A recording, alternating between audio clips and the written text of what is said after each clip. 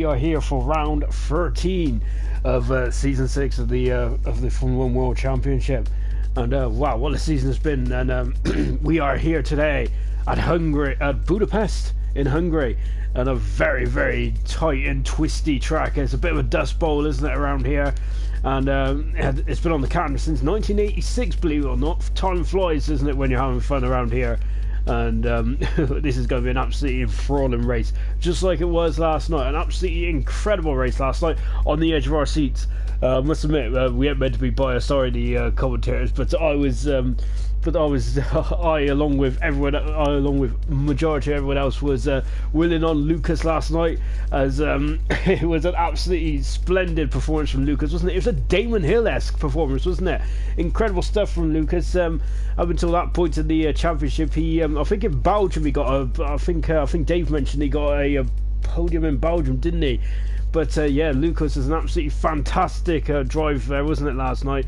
Really, it was incredible stuff, wasn't it? In the end, he got third in the end, which to be honest, I think was the least he deserves, but it was incredible. As I said, Damon Hill-esque, wasn't it? In the Arrows 97. It was a splendid drive from Lucas, of course, take nothing away from Jamie. And I got to check me stats actually, but I think that was Jamie's first win of the championship. I can't believe that for a second. Yeah, I know he's had consistency, hasn't he? He's had like 7-8 podiums, hasn't he, in the Elite League this year? But I can't believe that's his first win. We'll have to go back and check the archives on YouTube to see what's going on there. But anyway, but yeah, if you want to relive all the action, then of course the Elite League was on last night, and it was absolutely fantastic stuff. But here tonight we are super. It's a Super Thursday, it is, and of course then we are absolutely I am thrilled to bits to be here tonight. After my adventure in Burnley has come to an end, I wouldn't say sadly, I'm back doing what I love the most, which is of course commentating on the IRC Super guys as they're going to battle out around this incredible track. Let's just take a quick look at the track. Then the track map is just in front of us right now. Of course, then 14 turns around here. Of course, the track was modified back in 2003. It used to be, of course, the turn 1 used to mirror turn 14, didn't it? But they extended that for more overtaking opportunities. And I'll tell you what, there has been some great epic battles down there, hasn't it? I think they also modified turn 12 as well, didn't they? Back in 2004, 5-ish as well, similar time. And cool fact, a heavyweight smash there, didn't he? Back in 2005 in his first season at Red Bull. I know, just taking a quick look at the comments. Jonathan Cox saying, "Good evening, Sean." Good evening, Jonathan. I hope you're well, Jonathan. Of course, he is. He's been absolutely practicing away, hasn't he? Jonathan Cox has, and trying to make up some ground. Whilst not that bad, it's still away. But I think this is the third and final week. Not that bad away before he returns. Not in Belgium, but in Monza in a week's time, which of course is Jonathan Cox's home race. So hopefully, and yeah, well, for his sake, hopefully he can get a win there, can he? And of course, Dave's also said good evening all as well. So yeah, evening, Dave. I hope absolutely splendid. It was great to hear Dave and Matt back in the Oda commentary box last night. Really thoroughly enjoyed that as well. Unfortunately, you got me tonight, so yeah, you're gonna have to put up with the old rough Forester accent. But anyway, going back to the track then, yeah, 2.7 miles. This is one of the shorter tracks, isn't it? 35 laps around here, and of course the lap record was held by Michael Schumacher back in 2004. Wow, that seems like it doesn't seem long ago to me. It only seems like yesterday watching the Ferraris, watching Schumacher having an absolutely dominating year, didn't he? He won the championship back in France that year, didn't he? It was incredible. It was absolutely domination from Schumacher that year. And then, so of course, in the good old days, I must admit, I did enjoy the 2004 season though, because I think the cars just looked absolutely phenomenal. And it was also the emergence of Jenson Button as well, wasn't it? That was Button's best Europe's up to that point so far. So I really enjoyed that as well. Got Tim Butler. Hi all. Hi Tim. Of course, Timmy in the Mercedes. He's of course he is currently sat 8th in the championship at the moment. We'll go for the championship standings in just a few moments' time. We've also got Brown AAA. Not feeling too good about this one. This is my favourite track now. Malaysia's gone though. Yeah, that's such a shame Malaysia's gone, isn't it? Of course, there has been rumblings about it coming back, didn't it? Straight after it left, but I highly doubt it will now, to be honest. I'd love to see it back. Malaysia used to be an absolute challenger track, didn't it? And yeah, the last 2 years, Malaysia was absolutely some epic race as well between the Red Bulls and, of course, Verstappen won the last race, didn't it? Didn't he? Of course, Hogg is also saying, stop being a wuss. So, also, this is a proper challenging track. It really is. Of course, this is an old school track, isn't it? There is no rest for the weary around here. The only straight you can see on that map there is just the start and finish straight. There's nothing. There's no give at this track at all. You're turning. It's some go-kart track possibly. It's not like the go-kart track of Buenos Aires in Argentina. Blimey, that was definitely one of them. That was not a very well liked track, was it, Argentina? It's also and then David said, dare I say, one of the most challenged on the calendar as a driver. Oh, that's an interesting that's definitely an interesting viewpoint, isn't it? Really, because it definitely is, isn't it? Because you have to have your concentration throughout the whole of the race, similar to Monaco, isn't it? Because you can't. There's not a lot of room to overtake around here. As I think turn one probably be the obvious overtaking point. Possibly into turn 12 maybe, but you have to have a lot of cooperation from the driver you're overtaking, don't you? So yeah, I think the turn one probably. Otherwise, there's nowhere else you can really overtake. I must admit there has been one of my favourite overtaking manoeuvres around here was actually Grosjean, but unfortunately he went off the road, didn't he? So it was deemed as a penalty, wasn't it? Or no, bit of a yeah, it wasn't allowed basically. I'll tell you what, I'm loving the comments coming in already. Thank you guys, you're keeping me well on my toes here in this very breezy Thursday afternoon. We've got Frank Mead. Really look forward to this one. One of my favourite tracks. Of course, this is more of a driver's track, isn't it? This is where you can make up the time, isn't it? Brown's not being a wuss, just feel slow. We'll send it into those corners. That's what we like to hear. Setup issue, I think. Yeah, that's setup around here is king, isn't it? You're gonna have a very high downforce setup for this new. I was chatting to Double not too long ago. I think it was wasn't. Well, I don't know when it was about 5-10 minutes ago. Blimey, time. I must admit, I got before it was. I thought it was an hour ago. But yeah, Double there. Of course, is talking about his setup as well. And yeah, I'm going to say exactly. I'm going to go down the route and like give away his setup. But he was he was leaning towards, of course, the higher end of the setup, isn't he? Really, which is you need a lot of downforce on it. You basically need a barn door on the back of your car, don't you, to make sure that it gives you enough grip then. And Hogg enjoyed being ahead of me in the championship. It only lasts for another hour or so. And that's actually perfect there for Brown to actually lead me on to the championship standings then. Whilst we're just about to get ready to get into this qualifying session. Not that bad. It's still top of the standings at the moment on 209 points. Still got a 68-point lead over Jonathan Cox, who's second.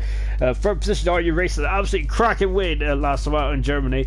It was head to head, wasn't it? I think it was a strategical race, wasn't it? Towards the end, Jonathan Cox went for 2 stops instead of 1, and I think I'm wondering, and I think he possibly could have won, but he still he damaged his front wing, didn't he, on the back of the racing point, which ultimately I think might have cost him the win there. But IRC Racing, a fantastic driver, didn't buckle under pressure at all. Brilliant stuff.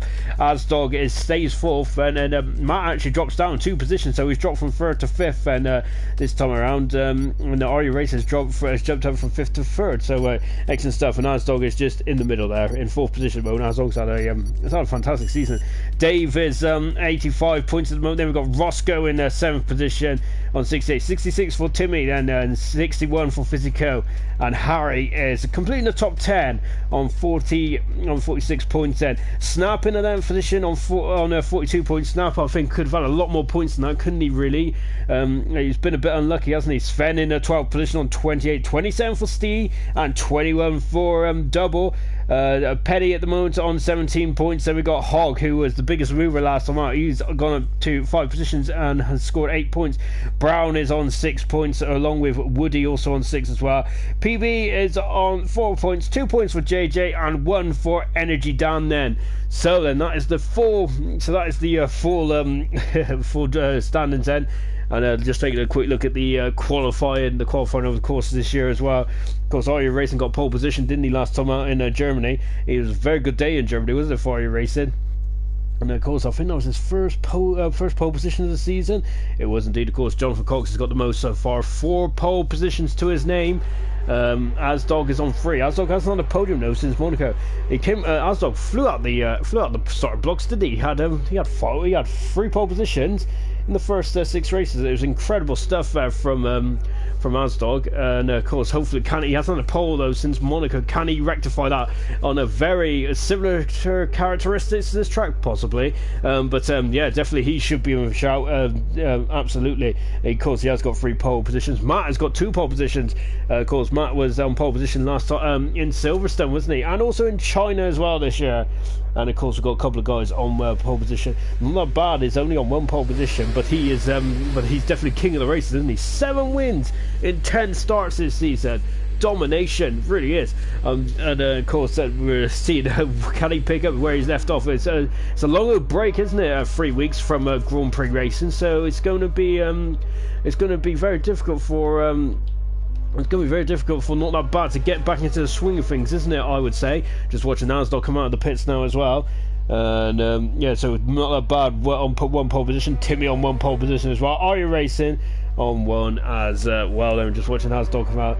And yeah, so we're just on board with Asdog at the moment. And it's I feel, of course, this. I think he's had a very good season. Of course, he's had 3 fastest laps as well this season. He's definitely got some pace, hasn't he? 1 lap pace for Asdog has been phenomenal this year, hasn't it? He hopefully he can get some race wins behind him, can he? Because I don't think he hasn't won a race yet. I think the last time he won a race was back in China, that infamous Chinese Grand Prix. Where I took out my teammate, which was not very good of me, was it? And that was probably one of the reasons. That was the beginning of the end of my racing career, I think. Asdog then come around the final couple of corners now. I think he's the first man out there, I believe. Let's just take a quick look. I've got Hog out there as well. Are you racing then? Harry on the hard compound tires. There's double. Here's a KCU. And also just taking a look, see us out there. I think it's just Asdog then. It's on the flying lap then. So he's coming down to turn 1 then. Let's join it. Let's go on board then with Asdog. DRS, there's 2 DRS zones around here. There's not really there's nowhere else to pull them, really, is there? Now coming into turn 2, then you can see then car trying to like go wider, take a wider line into the kink of turn 3. Then now coming flying down into turn 4. It's an absolutely incredible corner, isn't it? But if you get it, oh yeah, keeping it well within the track limits. Now into turn 5, then you can see then a very long corner again. Got yellow flag in 3 at the moment. And now drop down to this Mickey Mouse chicane in for turn 6 and 7 then. Accelerating away then, of course, a short squirt, and then into turn 8, and then into turn 9. You can see, look at these long corners. These tyres give an absolute pounding around here, don't they?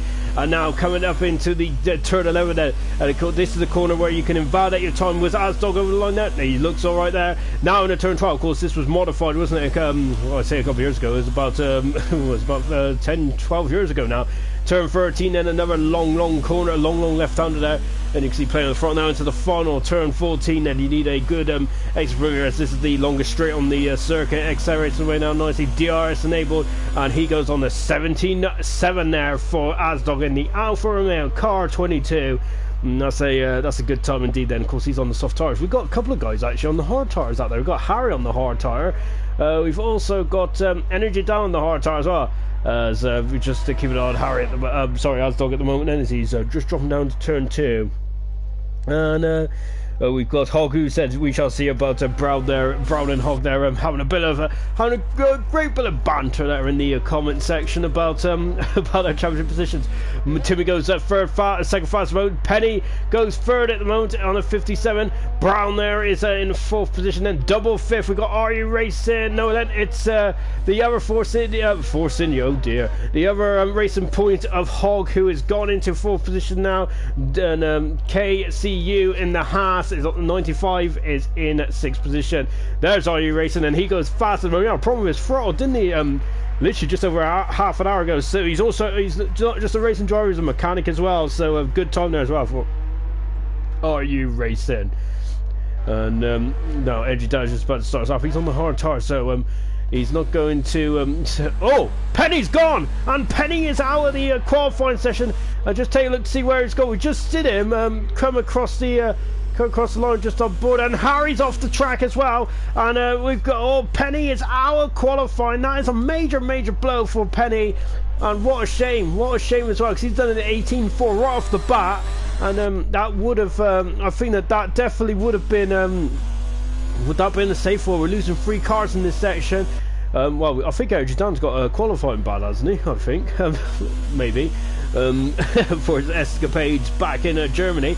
Misjudged his braking point, didn't he? Of course, it's a very long straight, isn't it? Down to turn 6, the hairpin in Germany. So it's easily done, isn't it?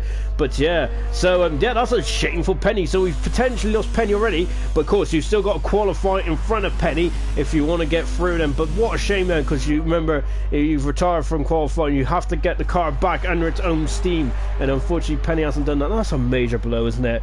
Jonathan Cox has just said rain in the race. Oh, excellent stuff. Oh, Jonathan Cox has got wind as well into the second, to end of the second intermediate. Rain in the race. That's absolutely fantastic news from my point of view.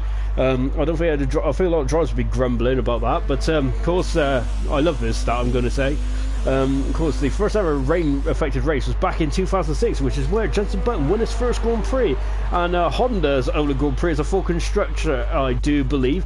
17-0 there for Jonathan. He's 3/10 of a second in front. Of course, he has been practicing very hard, hasn't he, for this race today. As ever though, Jonathan is, of course, a very dedicated racer. Just watching Matt at the moment, of course, can he get his third pole position of the season? Well, we'll find out soon. Then for Matt, here comes car 80. Yeah, so as I was saying then, yeah, the first ever rain affected race was 12 to 20 years was back in. Oh, Physico has gone as well. This is amazing stuff. This is absolutely incredible set of events. We're on board with Woody at the moment. Of course, he made his debut back in Britain. Let's just take a look. On the inside, that's a big old blow for Physico. I reckon that's where Penny's dropped it as well. That's out of turn 4, that infamous turn 4. It can really bite you on the behind if you've got a bit of a wobbly rear, and that is a major blow for Physico, isn't it? So that's 2 drivers out already, and we possibly are 3. So this might be you just got to set a time, and then you're sorted, I think, in this session. Then as I'm just on board with Stio, then of course in the Williams, the Rocket Williams end. So he's coming down. He's on the medium compound tyre. Yes, he is. So I'm wondering, yeah, they're all probably thinking about the rain then. Do they need dry tyres for later on in the race? And if there's rain, then I'm sure they won't need it. It depends how much rain there is. Is it just a sprinkling, or is it a proper downpour? Well, luckily enough, Jonathan has informed us about the weather, so we're going to find out then.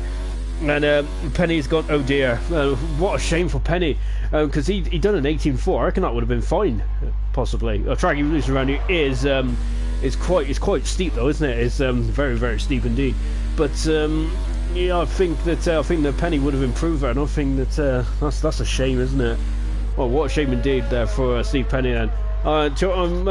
Yeah, I think it was in turn 4, I believe, because we also seen Physico off there as well.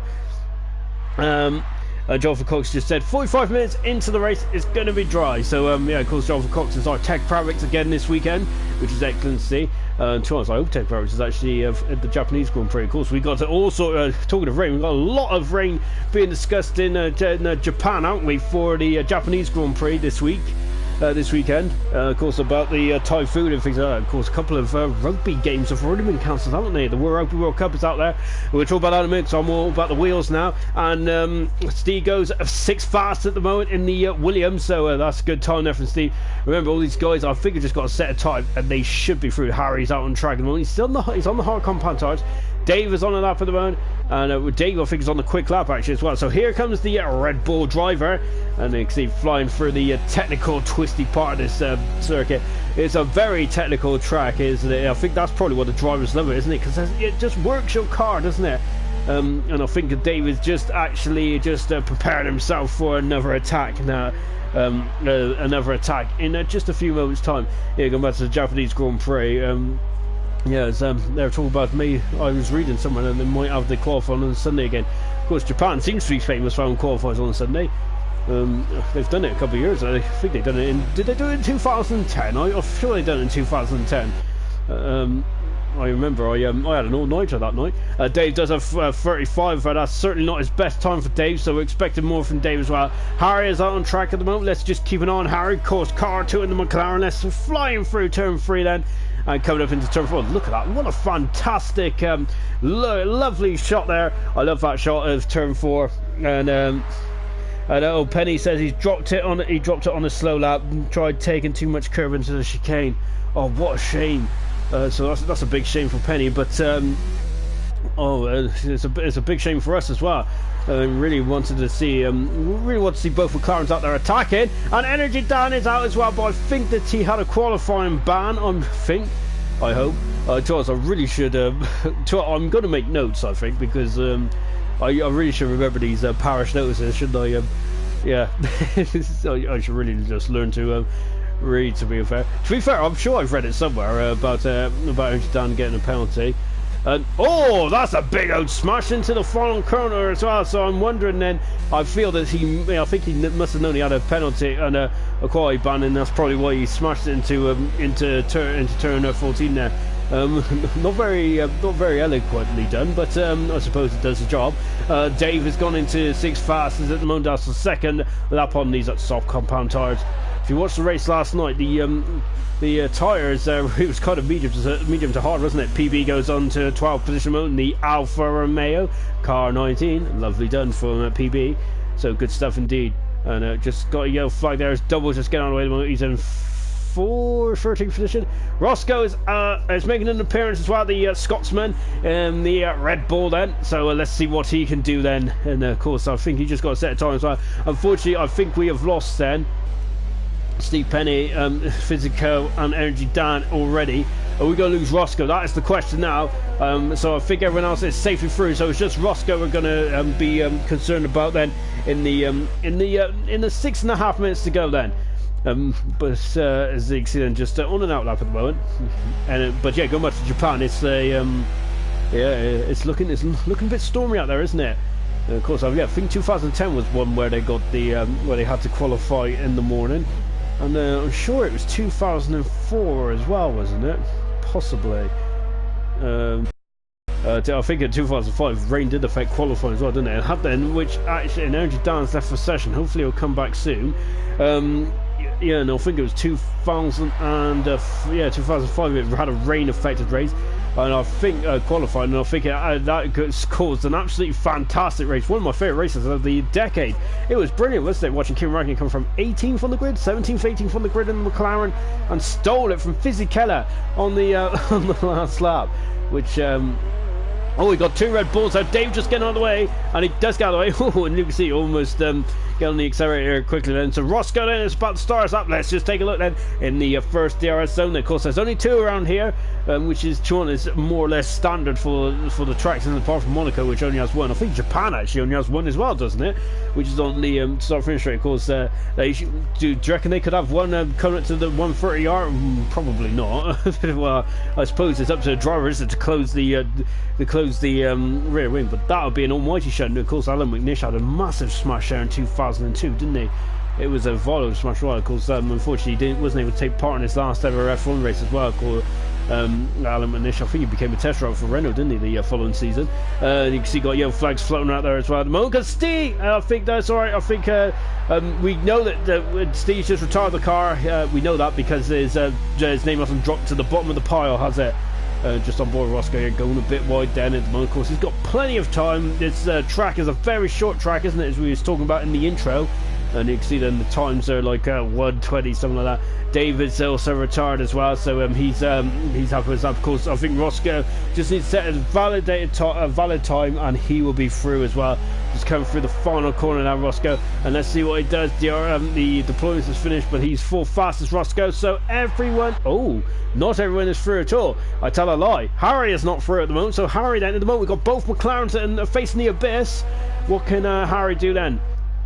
And of course he's on the hard tire, so he's just going to go quicker and quicker. He's probably filled that fuel car up, fatter fuel, and he's just going to be getting quicker and quicker. It's a bit like a practice session, isn't it? Of course, the F1 teams have their programs, don't they? And they just fill the car up full of fuel and just go round and round and round, don't they? Which is a bit more complicated than that, but unfortunately, I'm not smart enough to understand. So yes. Anyways, Harry there just come through the couple of corners now. As Frank Mead has just had a message retracted. So I think I wonder if he just changed his mind now. So Harry's in the pits. Doubles on a lap and road. He's a 10th for a second down in the Rocket Williams at the moment. Of course, Double is at in the beginning of the season. He was actually like a rocket, wasn't he? He was in Q3 a little more often than not, wasn't he? Latter half the recently races he hasn't been in Q3 as of much. Of course, he did score last time out in Germany, but and I think, but apart from that, last time he scored was in Belgium. So Double just having a bit of a rough patch at the moment, isn't he? But DRS enabled now for Double, and look at that, he's improved by 3/10 in the final sector. So there's a lot hidden in that car, isn't he? I must admit, at the moment, I've said that Double is definitely a very good qualifier, isn't he? I think hopefully he can get some points on the board for Williams at the moment. As you said, the last couple of races. Have been well, we got points didn't he in Germany, but I think he did have 3 races without any points. But we must say that he didn't DNF in those races. So I think Double has actually only got 1 DNF all season, which is an absolutely incredible achievement. Which is back in Bahrain, of course, and I think it was that awful smash, wasn't it? In one of the final corners. So yeah, Double has got actually a very good DNF record. The other guys have got a very good DNF record. I would say RE Racing's only got 1 DNF this season, which is really impressive, isn't it? Sven has only got 1 DNF as well. 2 DNFs from Mo Physico in the 11 races he took part in, and yeah. Just taking a look up, I think Matt's only got 1. Yeah, Matt's also only got 1 DNF as well, hasn't he? And in 12 races, so you can see that's a very good. It's all about consistency, isn't it? Now Harry has decided to up the ante, hasn't he? He's put on these soft compound tires, of course, the red mark soft compound tires as well. Frank Mead has just said, my favourite Hungarian race involved the infamous Coulthard and Schumacher incident. Passion, action, and reaction. Ooh, what race was that? No, I remember the French Grand Prix in 2000. Now that was a classic one. Of course, Schumacher was showing Coulthard was showing Schumacher how to count, wasn't he? Back in France. I can't. Hungary. I think there has been. I think one of Schumacher's best races around here was '98, wasn't it? Masterclass. I think he went on to a free-stop strategy, didn't he? It was brilliant stuff, and beat the McLarens there. McLarens have been absolutely incredible. Dave says his favourite race was Hungary 2006, where Button won his first Grand Prix. I think that was an absolutely cracking race, wasn't it? Really enjoyed that one. I also enjoyed 2014 as well, of course, where Danny Rick won. I think it was his 2nd race, wasn't it, of his career, and he did a very good job there as well that day. Of course, once again, that was affected by rain.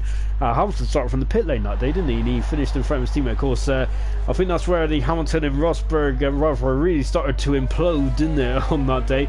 Because the race after that was the infamous clash, wasn't it? Back in Lake Comme, back in Belgium, up at Lake Comme, wasn't it? So it was, yeah. I think this race because Rosberg. It's all about team orders, wasn't it? Of course, that infamous team orders again. Is that? What are we going to get team orders this weekend in Ferrari? It hasn't seemed to work, has it, ever recently? Anyway, we'll come back to the incredible history of the Hungary Grand Prix in just a few moments. We're just on board Harry at the moment. Oh, he goes a bit wide there. He's a second he's well over a second. He's almost 2 seconds up then. He's just 2/10 away from being 2 seconds up then. Fantastic stuff from Harry. And this should be easy enough to get him through. That's Q1 over with. So we've lost Energy Dan, we've lost Physico, and we have lost Steve Penny. Who else are we going to lose? We're going to lose the second McLaren as well. He's coming around the final corner. DRS straight on the marks, on the bubble, and he goes into 9th fastest for Harry, so he is through. And unfortunately, we lost 2 others because when they hit the wall, which is a big shame. That is, because Steve did it when he was on a cool down lap. I must admit, these cars are very difficult to very difficult to control when they're at a slow pace. They're designed to be designed to attack, aren't they? And so we've lost Energy Dan, we've lost Physico. Have we lost PB? Have we lost PB? I hope not. That looks like we have lost PB, and we've also lost Steve Penny as well. So look at that, Steve Penny would have got through, but PB is also out of qualifying as well. I apologise.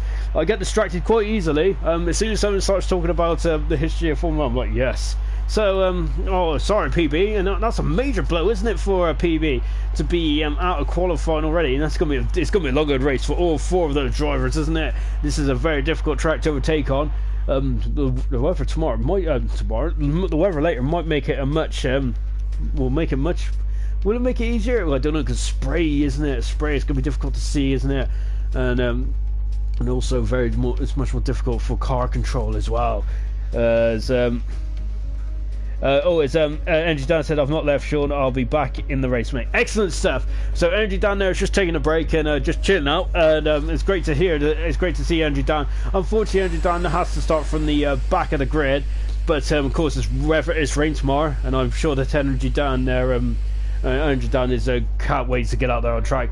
Tony can't wait to get out on track. Energy Dan's teammate Jonathan Cox is flying out the pits. He's on the soft compound tires already, no messing about, and someone's just got in front of Jonathan, aren't they? Down the end of the pit lane. Who was that? That's Williams there. That's Stio. So Stio has won the battle for coming out of the pits first, then car 45, and he is now away and ready to get cooking.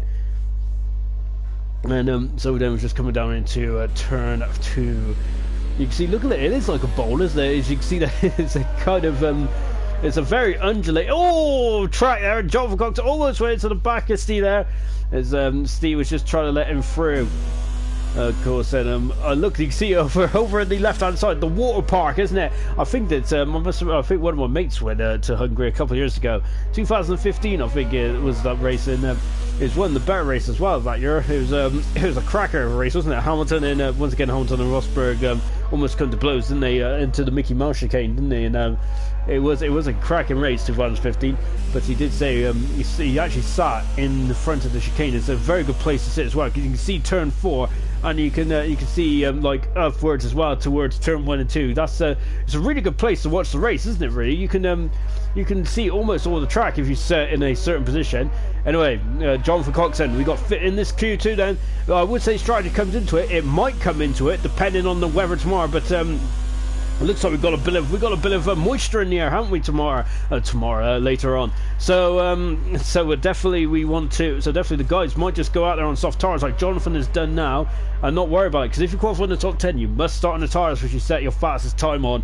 And but if it's weather dependent, of course, and if it's raining tomorrow, it'd be a bit of a harsh rule if you have to start on the dry tires in the wet conditions, wouldn't it? I suppose it'd make it interesting, wouldn't it? But I think that'd be very harsh indeed. And Kimi Räikkönen made a statement actually earlier, didn't he, about how Formula 1 can't really cope with wet weather anymore. And especially with the Pirelli weather tires. It's true. I would say that's a very good point, isn't it? Really. Of course, safety standards must come first these days, especially after the horrific events of Japan 2014 and even more recently. And Jonathan Cox going very wild there out of turn 11. Winning fast and validated this time. Yes, and also the awful events back in Belgium, which is why we're missing Belgium, because IRC put on an absolutely incredible tribute to Anton Hubert, and of course one man Carrera as well. Carrera is making progress, and he had successful surgery. Jonathan Cox done a 16.2 there, good time there for Jonathan. Steve comes through into a 17.1 there on the Rocket Williams. Yeah, Carrera's had successful surgery, and it's looking a bit more brighter for Carrera. But of course, it's yeah, we'll I think it's a very difficult subject, isn't it? No, but all the best for Carrera, and yeah, we'd love to see him in a different car, into a racing car very soon as well. Yeah, our thoughts and prayers definitely go out to Carrera, but it's looking good, I would say. Brown then is in 4th position at the moment. We got KCU in 5th position. Hogg is in 6th position, and we got Harry, who is just cruising around. Matt is gone. Matt is in 7th position at the moment. We got Alfa Romeo in the background as well. Then, so what's Dave doing? Dave is just starting his lap. Timmy is just about to complete his lap. Roscoe's in the middle of the sector. Let's keep an eye on Timmy then, and Car 1 then just come around the final 13, now into 14 then, and you can see yellow flags in 2 and 3. Hopefully it's just people just cruising around out there. Now Timmy goes into 4th fastest at the moment in the Mercedes. Nicely done there from Timmy. Who was next? I think it was Roscoe, wasn't it? Well, it was Roscoe. So Roscoe then coming through the final corner. Ooh, and then some. But Roscoe goes full fast as well, so good time there for Roscoe in the Red Bull. IRC Racing just coming in the pits. Dave, and what's Dave doing? He's in the middle sector mode. We got Woody out there as well, and looks at the Haas just getting on the way. Harry is on an outlap at the moment. We're losing 4 cars in this session, so we're aiming to lose. We're just lining up 11th to 14th then. Dave then into the final couple of corners now. Let's ride on board with Dave, and look at that. That's beautiful steering movement there from Dave. Absolutely fantastic stuff indeed. The car is looking exactly where he needs it to go. Beautiful stuff. There is no correction. Brilliant. Dave goes into 11 fastest though, so I don't think that was not ideal then for Dave. It looked good, but yeah, maybe it looked a bit too relaxed in the car. What about Looney? He comes across the line. Looney? What about Woody? He goes up into 9th fastest on the soft compound tyre. I wonder if Dave might be going again out there. We're keeping on him as well. But Harry is just starting a lap at the moment. Let's take a quick look at the order then, with 9 minutes to go.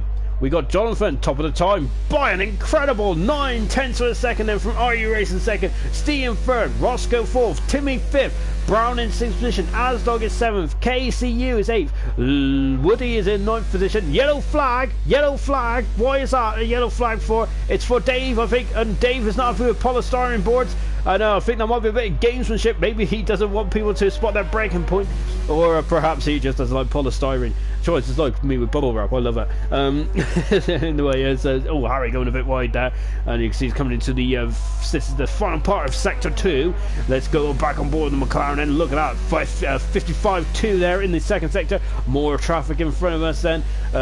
Is that out of the way then for Harry? It should be fine. It should be fine then. Now then into the final couple of corners then. 14 now then. You can see, look at this then. Look at all these long corners, isn't it? It's a very difficult race. Harry there is of course he was on the hard tire, was he, in the first qualifying for the majority of it, but this time no messing about. He's on the soft. He's in 6th position, and Harry is that safe? I highly doubt it. I don't think anyone is out there. Anyone's safe at the moment. I think Jonathan Cox might be, to be fair. What's the cut-off time around here? Well, there's a big old gap, isn't there? I reckon that Harry might actually be safe. I think if you're in the 18s, you might be a bit twitchy at the moment. So, and of course, in the drop zone, look at the people in the drop zone. We've got Hog, we've got Matt, we've got Dave, we've got Double. Double is done at 18.8 at the moment in the on the soft compound tires. Is he going to go around again, or is he going to come back in, get himself refreshed, revitalised, and go back out? Well, we'll find out in just a few moments' time then. So we've got a bit of a lull now in the in this Q2 session, as the drivers are going to come back into the pits and just think about what they need to do. And of course, they're all locked into park firmware now. They cannot change setups. It's not like the good old days of qualified, if anyone remembers those. We had hour-long sessions, didn't we? And for the first 20 minutes, it was Murray Walker and Martin Brundle just talking about all the going on in Formula 1. Of course, back then, of course, I think the TV only used to show the qualifying race, so it wasn't about, we didn't see much of practice, so that's where we got the updates really. So it did work quite well back then. And of course, I must say a big happy birthday to Murray Walker, who is 96 years old today. So yeah, happy birthday to Murray Walker. So to honest, I think he might have been one of the major reasons I've walked on Formula 1. I think it was just his excitement that really got me intrigued. And that also because David Hill was I think world champion at the time as well, albeit he was struggling around the arrows. Anyway, now then it's Double is in the pits. Matt is back out there. He's a 10th for second up, and we got Hog out there as well at the moment. So we follow Matt. Dave has just put in the comments that he is he's in trouble here. He's got no pace. So as Dave, he's done a 19 at the moment, so he is in the drop zone. He is 14th at the moment. So that is going to be very, very difficult indeed. I'm wondering though if Dave might be playing a bit of the long game here. Remember, it is going to be wet, isn't it, in qualifying? Matt has had a pole in second sector. Well, I say a pole, and he's lost the 10th for a second. So it's not really a pole at all, is it really? But I think by Formula 1 standards, you don't, a 10th of a second can go a long way. Now Matt's back in the pits then, so he is not. So he's, I think he's had enough of best about with the medium tyres. He's going to throw on a set of softs now, I presume. Got a yellow flag in one. Just taking a look to see why. And we got all sorts going on there, haven't we? Wow, that's a fantastic train. Hog then is now on board with Hog then, so he is going to start his lap. So he's the first one, I think. he might have actually done a lap, and that might be his second one now. Well, what are you racing then? Are you racing is on a lap, and I think Timmy is as well. Let's go on board for Are You Racing. Of course, the winner last time out, and also pole position to check a flag there for Are You Racing. It sounds simple, but it really wasn't, was it? Because Jonathan Cox there, I think, had one more stop, didn't he, than Are You Racing, which ultimately Are You Racing's strategy did pay off, and he won, didn't he? His first ever race in IRC, and a fantastic drive as well, and that's moved him up to third in the championship, so well done to Are You Racing. And Are You Racing is not on a quick lap there, is he? Timmy is though. He's 300 to a second up at the moment, coming out of turn 5 then, now into the Mickey Mouse. I love this shot, look at that, that's beautiful, isn't it? Oh, amazing stuff. And now accelerating the way, and coming into then the Mickey Mouse, isn't it? This is absolutely cool. This is a beautiful bit of tarmac, isn't it? Now into turn 10 then, going not too wide there, keeping it wow with track limits there. Oh, he's now 300 down there, isn't he? So yeah, Timmy's not had a it's not lit up the second sector much, has he? There ain't no purples around here at the moment for Timmy. He's coming into the final corner now, and the second to last corner, I should say. Woody's out there at the moment, and so is KCU. On board then with Timmy, and what's he improved? He's lost a couple of tenths there at the end. KC is now on track, so is Looney. 3 tenths to a second up for the Mercedes driver, car 22. Same number as Button and Hamilton when they won their first championships. And of course, so 22 is quite synonymous, isn't it, with the British champions, isn't it? Now back on board there with Woody then, as you can see there, now he's starting to attack the mid part of the lap then. Jonathan Cox has just said pit strategy mistake cost me, unfortunately, a 2-stop strategy didn't really work out too well, did it, behind in the German Grand Prix. So because if this rain is coming in later on, the strategy's going to be up in the air, isn't it? Last night, of course, the safety car really threw it into doubt, didn't it? Didn't it really? Didn't help the hot guys start on the hard rubber, did it? So, but it was an absolutely fantastic race, wasn't it, lads? Yesterday, I do suggest you go and watch it, and it was brilliant stuff, wasn't it? And Lucas definitely emulated the heroics of Damon Hill, didn't he? Last night, it was brilliant stuff, wasn't it? And unfortunately, just like Hill's, just like I think it was Hill's, was it a spark plug or something? I can't remember what it was, but it was a very cheap part of the car, which cost Hill ultimately victory, didn't it that day? Which is a shame there. Unfortunately, last night Lucas was robbed of a victory when he got a 6-second penalty in the end there for Lucas.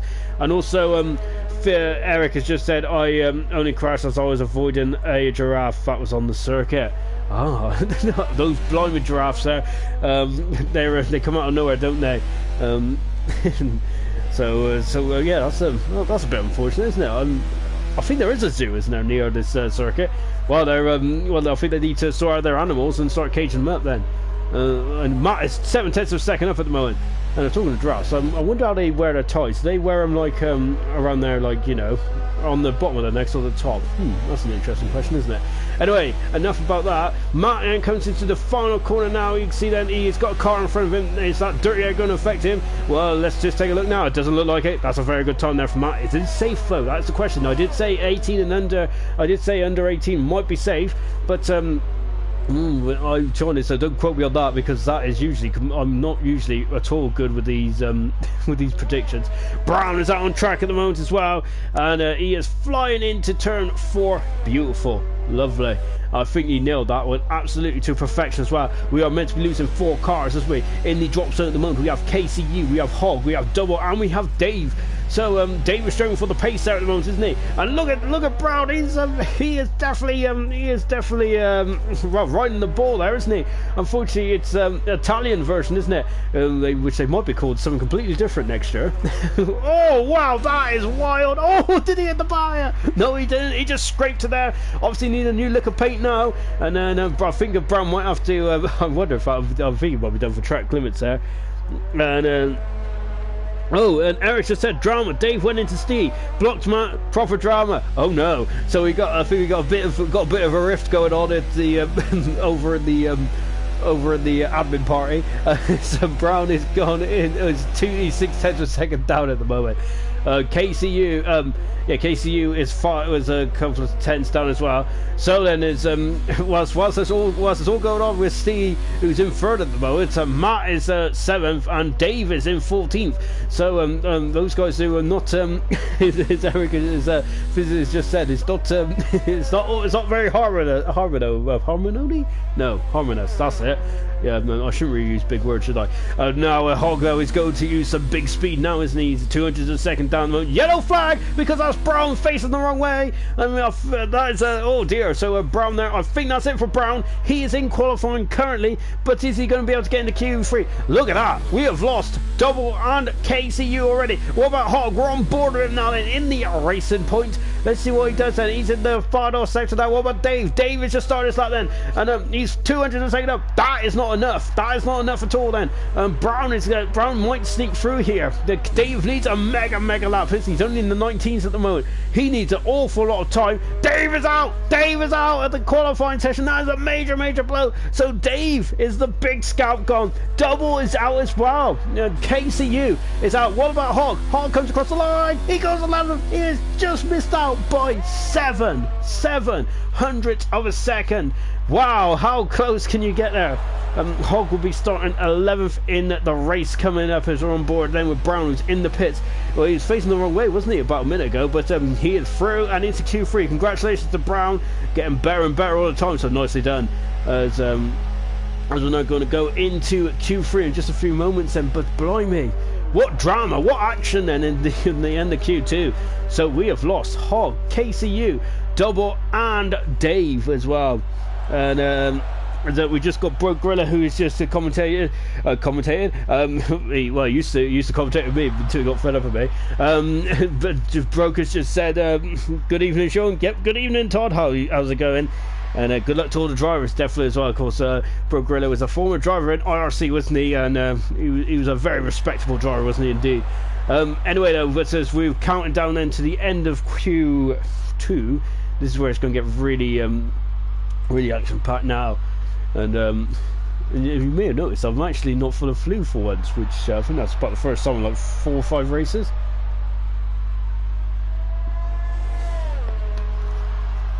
Because we've still got a car lapping around out there, haven't we? I think it's Hog who's just taking a victory, well, I would say a victory lap, but unfortunately missed out on Q3, but potentially that might actually be, that might not be a bad thing, and that might not be a bad thing for Hog of starting in 11th position. Well, it wouldn't be normally, but I keep forgetting about the rain. Anyway, let's just take a quick look at the final classification. Jonathan there has got a massive advantage of 6 tenths of a second.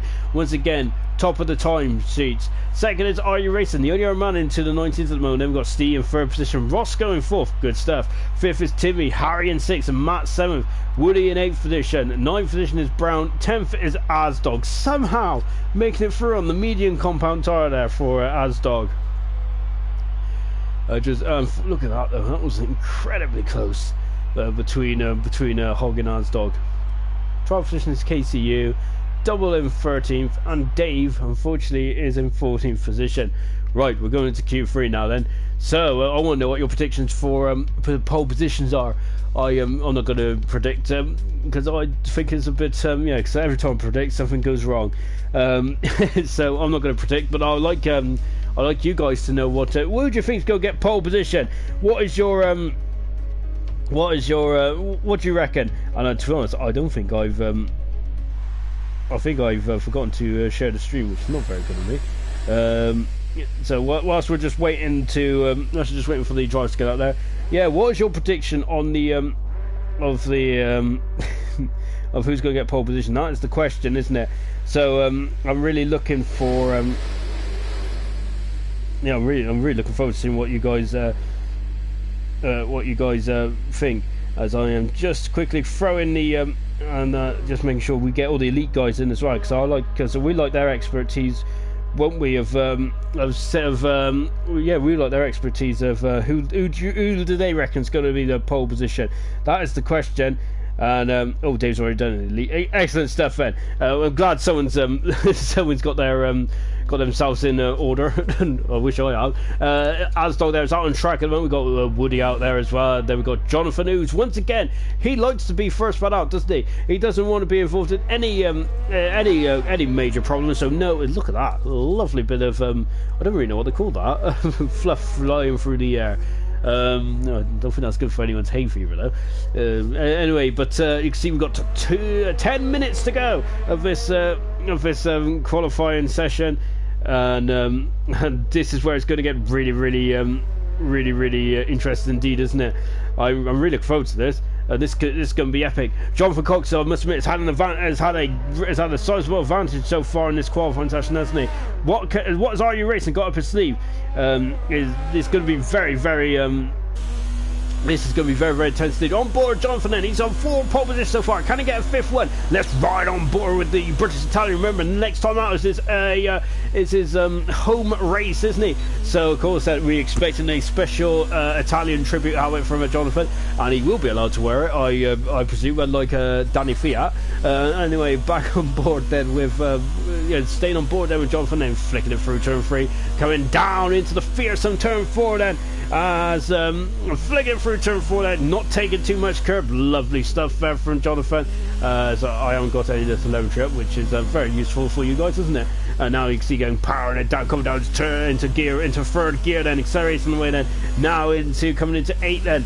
Look at these corners, they just come at you, don't they? You can't you don't have a chance, do you, to adjust yourself? And remember, these guys have also got like a little display, haven't they, too? Whoa, Jonathan going wide there again. I'm surprised the track limits there doesn't really penalise you around there, because I'm sure you're gaining time, isn't it, when you get wide around there. Now then, as they come into turn 13 then, and you can see then Jonathan, the car is looking very much stuck to the ground. It's like a scale electric car, isn't it? Now then, as he comes into the final corner now, DRS now, and you can see a bit off the bubble there for Jonathan, but that don't make a difference. He's done a full 16.4 at the moment for Jonathan. Harry has just started us out just in front. IRC Racing out there. What about Asdog? Well, flying it into there, and he's done a 17.7 at the moment from Asdog. He got a bit scrappy by the looks when we got up to where we were just sitting as he was coming into the final corner. Woody is on and up, Steve is out there, Matt is out there, and so is Timmy coming across the line there as well. What does he do? And let's take a look. He's done a 17.5 at the moment. He has sorted himself into 2nd position so far. Oh, that's a big smash. That's Harry out. Harry is out of qualifying, and that is a big old smash. He is not going to be able to set a time there for Harry, and that is we've had a lot of drivers in there, haven't we? And look, oh my gosh, and Asdog somehow avoids him there. Good reactions there. IRC Racing's gone 2nd on 16.9 there. Timmy is 3rd, Asdog 4th, Woody is in 5th position, and you can see this car is just creeping along, isn't it? Steve coming out of the final corner now. Steve goes into 3rd position. He's got some pace, hasn't he? Roscoe is just on up now, but what about Matt then, as he's coming across the line then? Yellow flagging free. I think it's just someone getting out of the way then.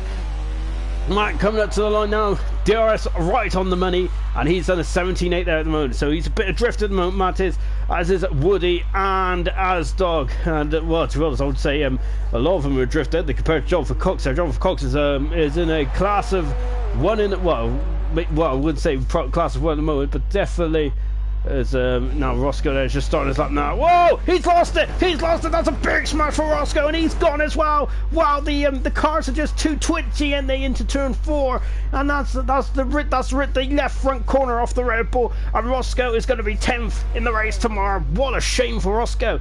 He looked good enough to be on the 2nd row, maybe even the 3rd row, possibly in the 2nd row today.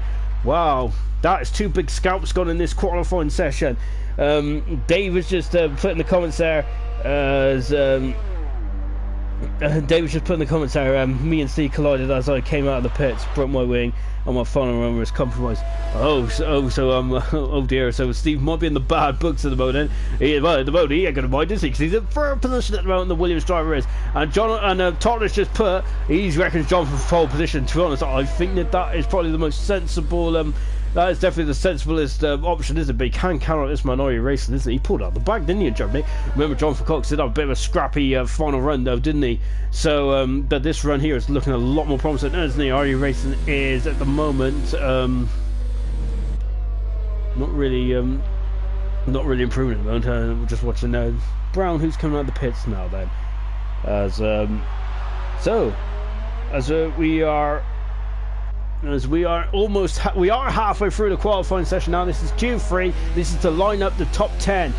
Roscoe is going to be 10th. Harry is 8th at the moment. Brown then just needs to get a time, and he'll be on the 4th row of the grid. So well done to Brown.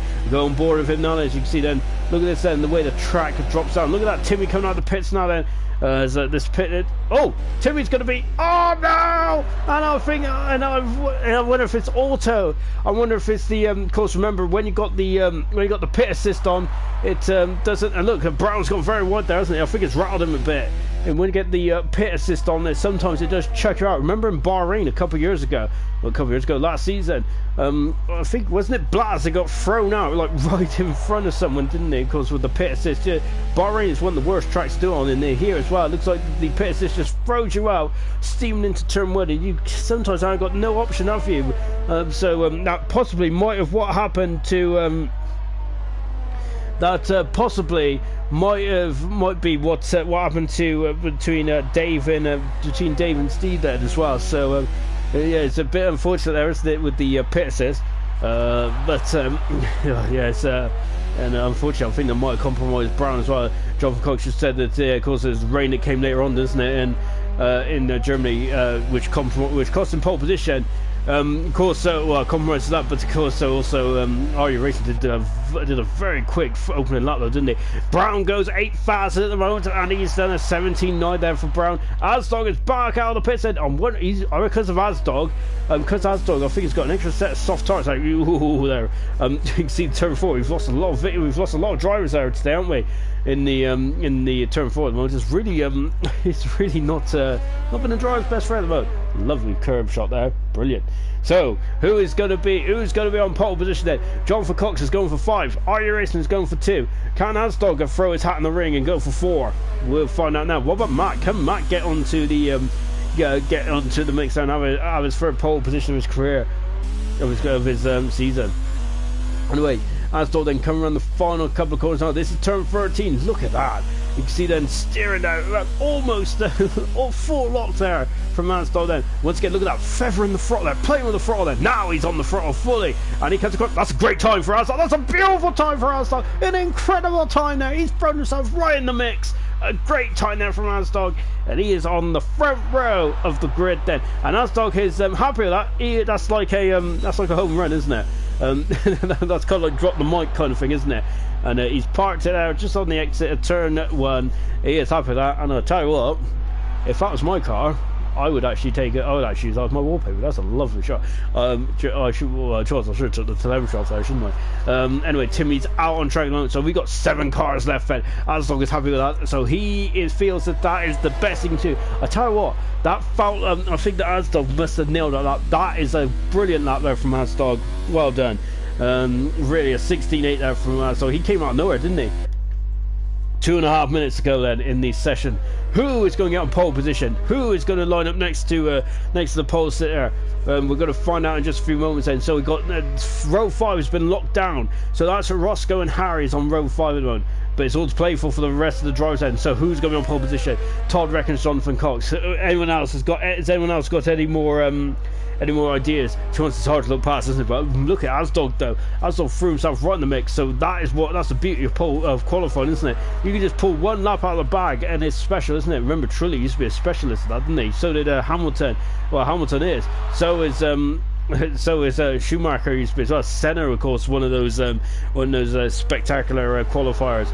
So yeah, we definitely something to behold, isn't it? Watching a car on the edge of its limit. Now let's go with Timmy then. DRS. Look at that straight away. Now we're on for a lap there as he comes down there. I love that. I love that cam. It's really shows the speed then. And of course, Lattas also said Vettel as well. Yes, definitely as well. Of course, Vettel, especially in the Red Bull days, he used to pull one right out of the bag, didn't he? If you remember his first season in Red Bull, his first championship Europe season, Vettel was absolutely stonking for pole positions, wasn't he? I think the one year he had 15 pole positions, didn't he? Well, that was incredible. Timmy there getting a bit wobbly. That was an incredible amount of pole positions, wasn't it? I don't think it was 2010 he did that. Possibly. Energy Dan is back in the session. So I'm glad he kept his promise. I'm looking forward to see what Dan can do from 18th on the grid there. Of course, remember he had a qualifying ban, and I think he spectacularly retired the car at the final corner. And also then, just then coming out into turn 12, then let's see what Timmy can do then. And he accelerates there nicely. Then here we go, 13. Lovely again shot. Look, there's a Ferrari in the foreground. That is Jonathan. At the moment, he is defending his pole position.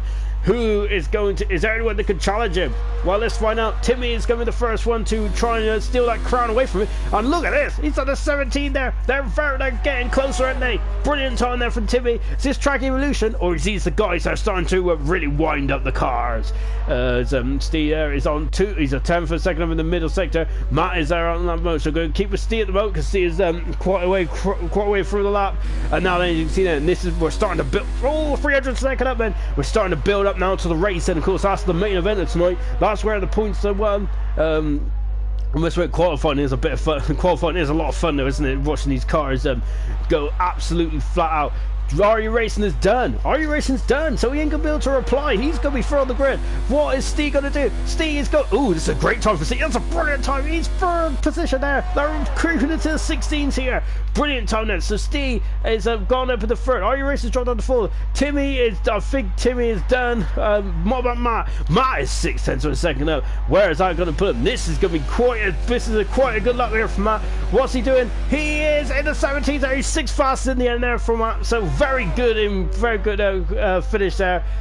Timmy, I think, is in the pits. What about Brown? Brown then, and Jonathan Cox has gone faster still on a 16.222 recurring. So Jonathan there is just extending his lead. He is on pole position. Can Brown finish it off? No, he can't. Brown is 3 seconds down, and he will start 8th then. Jonathan Cox is on pole position then for the 5th time this season. Then he definitely is the pole king at the moment. Any brilliant stuff there from Jonathan. He might get the pole position trophy be delivered to him fairly soon. Well done there to Jonathan then. So that is 4 pole positions this season. 5, isn't it? It is 5. So we have 5 pole positions there for Jonathan this season. Absolutely incredible stuff from the British Italian. So well done there for Jonathan there. And so well done to Jonathan then. So he's on pole position for the Hungarian Grand Prix tomorrow later on. That's the beauty of IRC, isn't it? We don't have to wait till tomorrow for the race. We can have it now. So as we're just watching Jonathan, who's cruising around on his victory lap, let's just take a quick look at the final qualification standings from the Hungarian Grand Prix.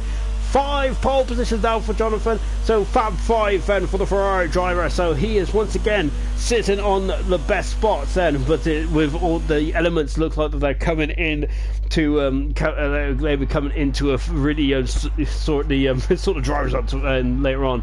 Asdog is second, 6 seconds of second now, but that's a phenomenal lap from Asdog, really is. He pulled one out of the bag, didn't he? Steo in third position there. Steo is doing a very good job there. Are You Racing there? Didn't get his second time in, did he? Which is a shame there for Are You Racing. He's in 4th. Timmy in 5th position with Matt in 6th position. 7th position is Woody with Brown in 8th position. Well done. And then Harry and Roscoe didn't get a time in, did they? So, which I think Roscoe would definitely been on the second row of the grid. And a shame for Harry as well, as Harry could have sprung a surprise or two in that session.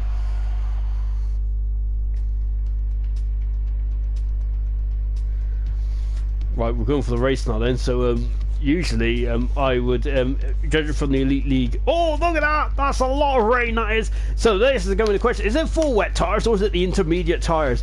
Looking at the floor out, we've got any standing water. Of course, if it's standing water, it has to be the wet tires. It has to be the deeper groove tires. Of course, they are the blue mark compound, the blue mark tires, isn't it? Of course, the intermediate is the green mark compound tires. I think the wet weather tires can shift 60 litres of water, whilst the inters can shift 25 litres of water, I think. To be honest with you, Believe me.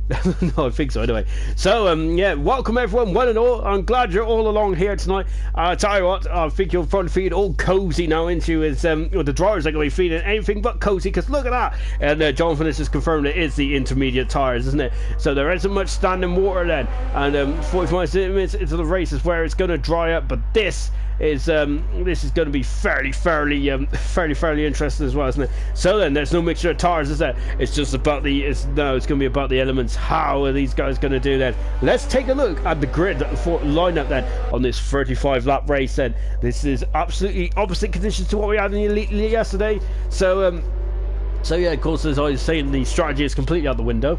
And well, it ain't out the window completely, is it? Unfortunately, they have to. It's what Mother Nature throws at them now. Jonathan Cox is on pole position then, his 5th pole position of the season. Asdog is alongside him on row 1. That's fantastic. 3rd position is Steve with Arya Racing in 4th position. Timmy is in 5th with Matt in 6th. That's an interesting row. 7th position is Woody with Brown in 8th position then in the 2nd Toro Rosso. Fantastic stuff. Harry in 9th in, Roscoe in 10th position. What could have been. Hog just outside in 11th position there. KCU is in at 12th position. Double in 13th. Dave is in 14th. Oh, he's going into the back of Energy Dan and someone else there. So this isn't a good start for Dave at the moment, and he's in 14th position. Usually Dave is right at the back of the formation, so so today you fancy getting on there. Penny is in 15th position there. We didn't see much of Penny in qualifying, but that is a lot of rain, isn't it? It's on board with Penny at the moment. PB is in at 16th position. Physical is 17th, and Energy Dan is in 18th position. We're just on board at the moment then with PB. And look at that rain. That is a lot of rain, isn't it? Of course, then this is borderline intermediate conditions, if anything. These cars are going to be awful to control, aren't they? And I'm wondering who actually looked at the weather and got a wet setup. That's going to be interesting, isn't it? Of course, Jonathan Cox looked absolutely strong in the qualifying. Has he got a setup that is also going to compensate for the wet weather setup as well? And then just take a look then. It's Energy done in an 18th position then. In car 85 then. Jonathan Cox then coming around the final corner then to start then his to finish off the formation lap, I should say then. Right. 35 laps around this very tight, very twisty, technical circuit courses. There are no dust anymore. It's all about the spray, isn't it? So who is going to get into the first corner first? There's a bit of a drag, isn't it, down into turn 1? Not as short as it used to be. And of course, it's going to be driving 5 minutes according to the radio. So what tires are going to go on? That's what Jonathan just confirmed to us in the comment section right now.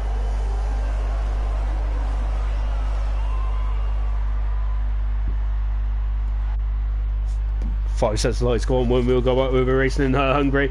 They are illuminated, and it is go! And it's a fairly good start, and I've got the wrong there we go, and it's a great start from Armstrong. He's alongside Jonathan already, but Jonathan has got the edge, I think, and now they come down into turn 1, and Armstrong is flying through, and he is we got a bit of contact in turn 1 there, and Armstrong has taken the lead then at the Hungarian Grand Prix then, as they come down into, got a yellow flag, and what's going on in the background, not a lot, I think. Armstrong has gone wide then. You can see it's very tricky conditions, isn't it? Timmy's up 2 positions. He's on a fantastic start. Yellow flag in 1. What's going on? That's Dave. Dave is out. Oh, Dave has dropped. He's lost the front wing there.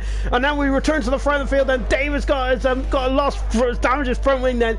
And that is not good. Jonathan is off in the Ferrari. He's having awful problems. And yellow flag in 2. What's going on in 2? We've lost the front wing then on KCU as well. He's got another yellow flag in 2. And that's Penny. Penny is also damaged his front wings. So we've got a lot of front wings there. Asdog leads. But look, there's a queue behind him at the moment. Then Timmy a second. We've got another yellow flag as a PB is out. That's a big smash for PB. That's a huge smash for PB. That's an unusual place. I reckon he's going to the back of someone. And I'm just taking a look to see who else, because I'm thinking he might go into the back of the Haas, and look, Brown is all over the back at the moment. He's all over the back of it at the moment. So just taking a quick look, because IRC Racing is through. He is through. Oh, contact. Jonathan's got contact as well. I think there's damage to the Ferraris there. No, he's all right. He's not fighting Danbury come up, and then coming through to a complete lap one. It's been an adventure, hasn't it? Asdog leads. Are you racing second? Timmy is third. Fourth is Jonathan Cox. Fifth is Matt. Matt's had a great start, hasn't he? Sixth. Sorry, he's up to fifth. Jonathan Cox are on a look down, but not going to get by Timmy. Steve is at eight. And oh my gosh! And then they're just bumping and grinding, but it's all right then as they come down into turn two then. And at the moment, then Steve's got the inside line and he's got track position, and Matt is did Matt go into the back from there? Of course, these wings are very flimsy. Roscoe's got on the outside. Oh my gosh, I know, that's incredible. Roscoe's on the outside. He is up into sixth position then. Matt is down to seventh at the moment. We've also got a Mercedes there in eighth with Woody. Ninth position is Hogg. 10th position is Energy Dan. He's got a lot of damage on that front wing. Physical 12th for Harry. Then we've got KCU, double Purdy and Dave there. Go back to the front then. We've got a yellow flag in two. What's going on in two? Oh my god, Physical! And then Energy down there has come back on the track. Physical is trying to get himself back on the track as well. Yeah, this is oh dear, it's very tricky conditions out here at the moment in the Hungarian Grand Prix then. Blimey. And you can see then the rain then, how long is it going to last then? It's going to be long enough for the guys then to go onto the hard tires and go to the end. Of course, Armstrong dropped on the second. Are you racing there? He's trying to go through, but he can't. And now Armstrong is now forcing onto the curve. And this is, oh my gosh, they're going to go side by side to turn 14. No way. And Are You Racing leads the race. Are You Racing has taken the lead. Armstrong is dropped on the second. Third position is Timmy, and fourth position then is John Cox at the moment. As you can see, then the gaining again. Armstrong is trying to go back out. I thought he's going to have a lunge there, and. Jonathan Cox are almost going into the back of the Mercedes there. Steve is in fifth position, sixth is Roscoe, Matt seventh, Woody eighth, and it's all to play for out here at the moment. Wow, and I tell you what, these front four are very, very close, aren't they, at the moment? And you can see, look at it, this is fantastic racing, isn't it? As they're on lap 3 then, out of 35 then. We got, it's Davis through, and he's up into 60th position. Penny has dropped down to 17th then. And that is the battle for 16th at the moment. Just taking a look down the front. Are You Racing leads? Adlog second. Third position is Timmy. Fourth position is Jonathan. Then we've got yellow flag and free because Penny's off the track at the moment. He's down his front wing, and he's dropped back down there to he was last anyway, but now he's got damage as well. This is look, Asdog is now there's a second between, and look, Jonathan says the rain is going to stop in 5 minutes. That is, I reckon that's going to be a lot longer than 5 minutes, isn't it? At the moment, that rain looks like it's heavier to me. And this is appalling conditions here in Hungary. As Timmy's gone wide. As this is, oh my gosh, Jonathan's going to go on the outside. Timmy is going to go on the inside. Jonathan has got it. He's got it. Is he? Yes, he has. It's gone on the. Oh no! And Timmy there, giving him a bit of a nudge there. Harry's out. Harry is out of the race. And he's I don't know where he's gone actually, but Woody is also dropped out. We've got all sorts going on in this race. This is incredible racing. Oh, your race is set the fast lap of the race. Of course, you get a point for fast lap on board KCU at the moment. We're just taking a look to see where Harry. Oh no, Harry has gone then in between. I can't remember what the colours are now. So then, as we're back at the front, then it's been an absolutely spectacular start to this race. And now then, as Stio is looking very venison, isn't he, in the Williams at the moment? Oh, look at this! We've got a bit of a queue, haven't we, so far?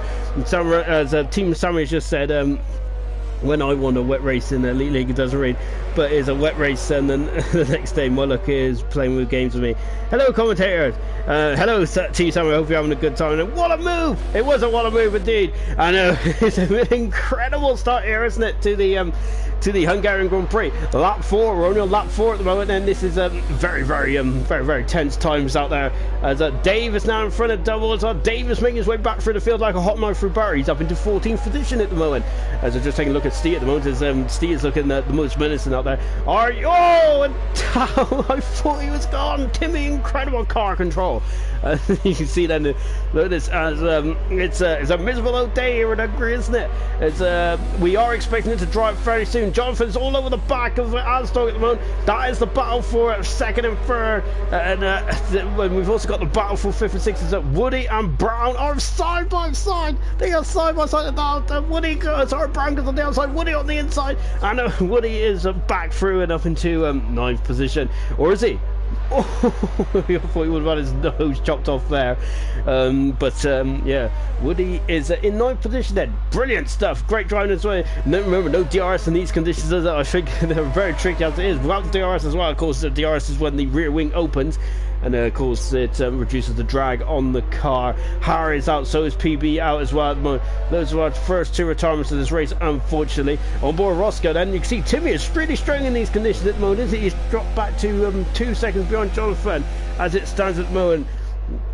And Latas just says John needs to relax. Clearly he has the pace over them. Getting pole, just needs to get into a rhythm and go from there. Exactly, of course, Jonathan there just needs to pick him off one at a time there. Energy Dan is in the pits end, but Jonathan's all over the back of that dog. But yeah, Energy Dan is in the pits end at this moment in time. Then we're just keeping an eye on Timmy, Steve, and Roscoe, and look at Matt in the background there, just keeping a close eye on things as we're back on board the Scotsman in 6th position there in the Red Bull, and now we're coming to the end lap then. Oh, Jonathan Cox there is through, and he's past Asdog.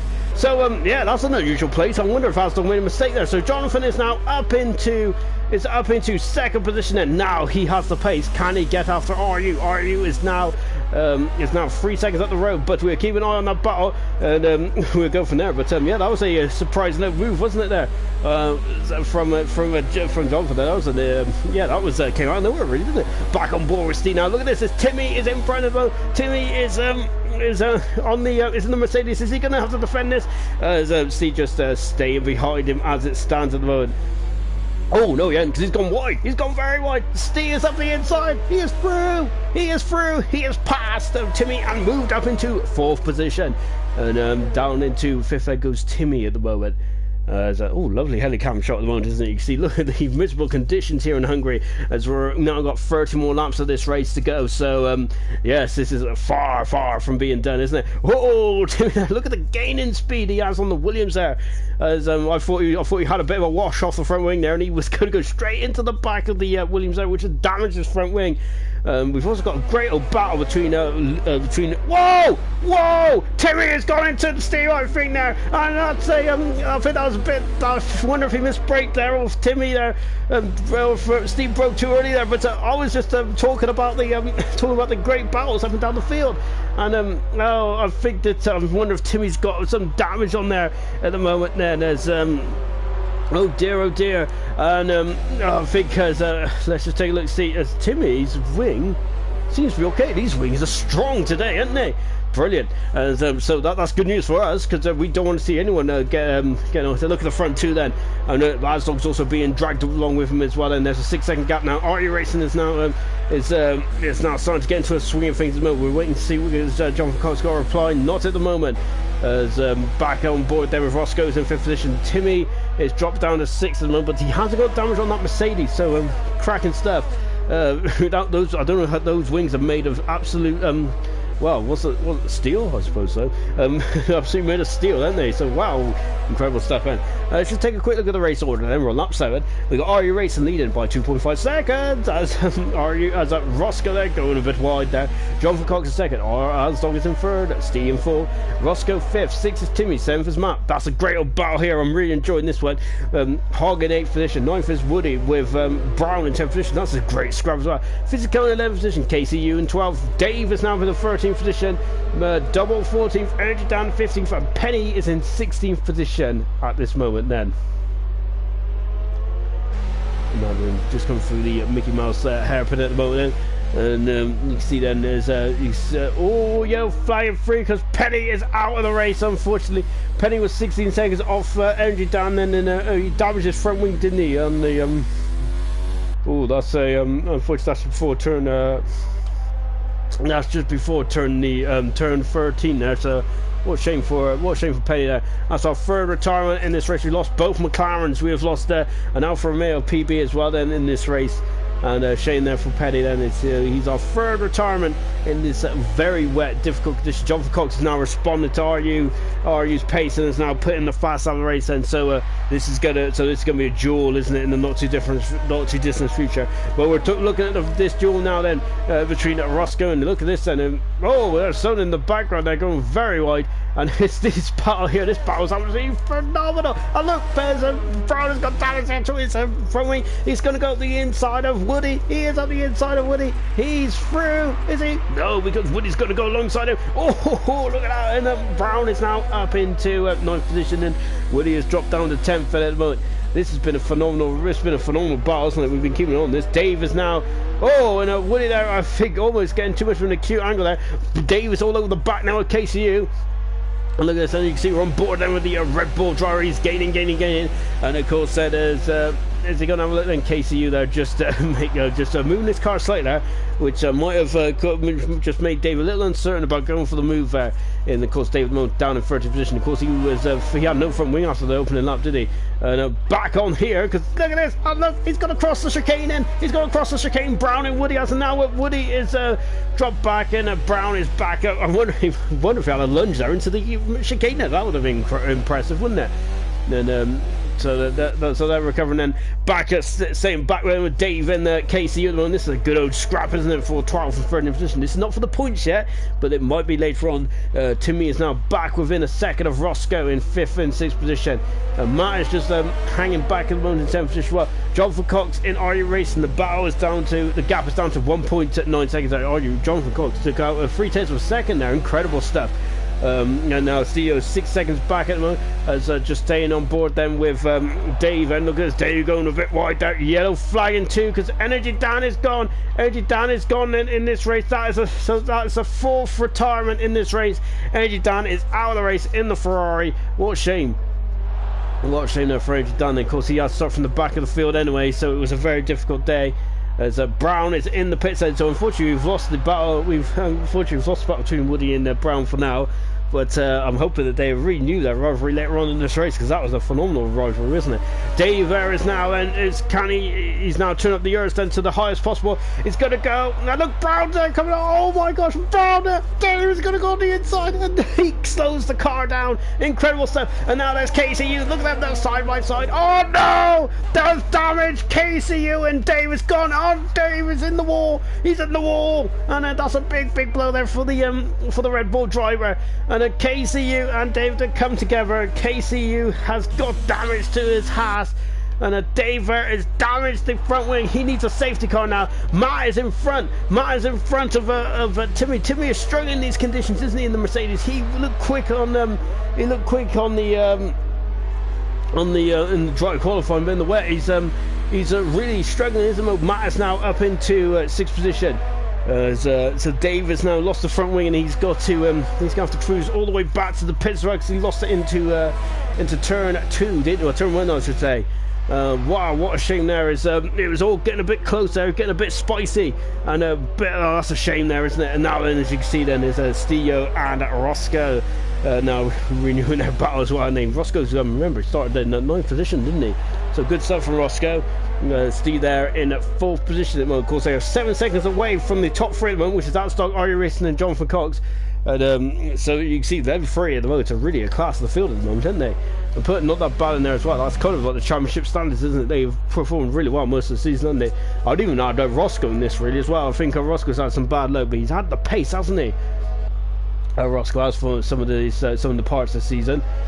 And so let's just take a look at the order then. We've got 25 laps to go. There is still rain now out there, so I think then, is this rain going to last all the way through the race?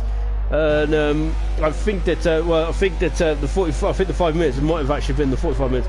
Dave is back in the pits then, and so he's going to have fresh intermediate tyres, so that might pay dividends if this rain continues. And Andrew Dan's left the session there as well, so big blow then. So we have lost 4 drivers already, and Dave, I think it's a good idea to continue, because we have down to 14 cars, and in these conditions, this is very much an error-making condition, isn't it? You put a wheel wrong, and you'll be in the wall quick, especially in turn 4.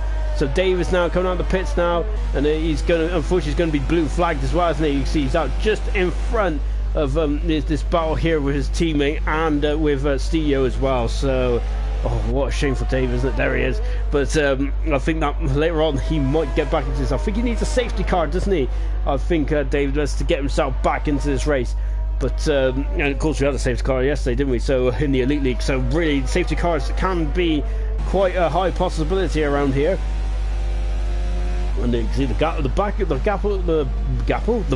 at the front is really it's really yo-yoing around, isn't it? And into the pits there comes KCU as well. Yellow flag in 2. What's happening in 2? Just taking a quick look. It was a momentary flag, but yeah, it's all sorted now. Just on board the Haas stand, so he's coming into the pits then, and you can see then well, it's actually he's putting on the fresh set of inter tires. He's putting on the new front wing. I think this is a clash with Dave. Yellow flag in 2. Why is that? Oh, just take a look. Oh, we got some debris there. I don't know, yellow flag in 2 as well. What got yellow flags in 2 for? Just just take a look, see what's going on in 2. Yeah, I don't know what's going on in 2, to be honest. I think it might be Dave getting out of the way actually. So yeah, of course Dave's getting blue flag. That's why there's yellow flags, I think. At least we've had a look all the way up and down the field now. Now they're starting to get spread out in this race then, and this is now where it becomes a bit of a mental game now, doesn't it? We've had some physical battles. Some people have come off worse than others. Now this is about the mental. This is now about the mental advantage, isn't it? And who's got the stuff, isn't it? And at the moment, then this is a great old battle, isn't it? It's yo-yoing around. Jonathan Kurtz can definitely see the man that is leading this race. Of course, IRC Racing won his first ever Grand Prix as DNF Dave has retired from this race, and that is a shame now for DNF Dave. He is out of the race, and after his clash there with KCU, and oh, what a shame there for Dave. I think he needed a safety car really, but I think the race is starting to calm down a bit now, isn't it? The rain is just a steady fall at the moment, isn't it? So it's not getting heavier and it's not getting lighter either, so it's just a steady fall at the moment, which is, I suppose, in a way, it's perfect conditions, isn't it? Well, obviously perfect conditions would be if it's completely dry, but I think it's not variable conditions at the moment, is it? It's just steady light rain, and I think that the drivers will be fairly happy with that at the moment. Anyway, yeah, but whilst we got a couple of gaps there floating out at the moment, there's not really many close battles going on out there at the moment. IRC Racing is leading by 2 seconds from John Cox in second. Asdog in third. 4th position is Theo. 5th is Roscoe with Matt in 6th. Timmy is in 7th position. 8th position is Hog. And IRC Racing there, I think he's looking to cool down his tyres there. Hog in 8th position. Woody in 9th position. Physico is in 10th then. That is the top 10 at the moment. Brown just outside the points in 11th position. He's got fresh inter tyres. 12th position is Double, and 13th position is KCU also got fresh inter tyres. And so keeping on those guys, they would be quite quick, wouldn't they? They'll have more tread on those tyres, which will of course will able to get them some more grip. We're on board then with the race leader. This is what it feels like to be on board, to be racing around Hungary in the very slippery conditions. Well, in wet conditions, but leading the race. How does it feel? But it feels amazing, doesn't it? And it definitely does for IRC Racing. But he's got the British Italian that will be, and IRC Racing now making a mistake there. Of course, I don't think I've seen many penalties yet. So brilliant stuff from all guys out there. Very nicely, very clean indeed. Really impressive stuff, then. As I really enjoyed that going on board there for IRC Racing. I would say he was calm and composed, but unfortunately we went on board with him when he made a slight mistake, and which is a bit of a shame. Then now we got Roscoe there, who is now started to put his toe down once again, hasn't he? And he's now coming onto the back of Stio in this is the battle for 4th and 5th at the moment, isn't it? It's Roscoe, of course, he never started 10th, so who is the biggest mover at the moment then, as you see, taking a quick look. It is the Roscoe who's moved up 5 positions, 7 positions for Physico. So once again, Physico showing his racing prowess, isn't he? Qualified. I think he had the opposite problem there, didn't he, in Germany, where he qualified well and unfortunately didn't go too well in the race. So I think, if anything, I would prefer it to be the other way around. Really, Dave was left for session. That's such a shame, isn't it, for Dave to be out of the race this early on. And of course, to that incredible win in Monaco, and his season really took off, didn't it? Of course, he's 6th in the championship at the moment, so that potentially might not stay there by the end of this race, but we shall see. It's a very Oh, Looney, Woody's gone, and that's out of the final corner. He's done a Perez. And he smashed it into the inside wall then, and that's what I mean by it could be that's a virtual safety car. So is anyone going to come into the pits then and go for fresh rubber? I don't see the point personally, because the track position is king around here.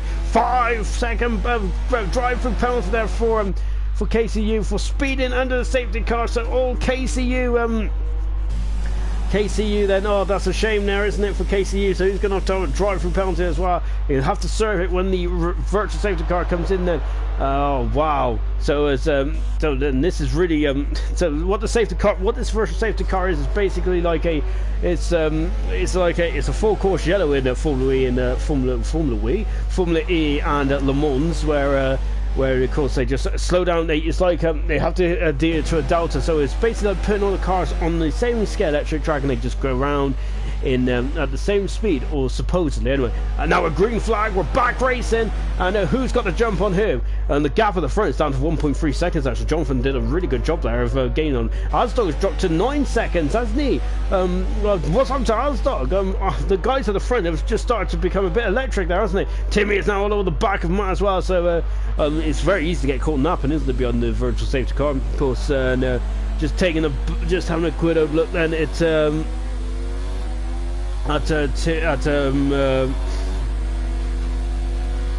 just taking a look at Timmy then. We're battling as we're on board with him, and he's just a couple of times beyond. Remember, there's no DRS zone in the wet races, of course, because it'll just make it really unsafe, wouldn't it? Really.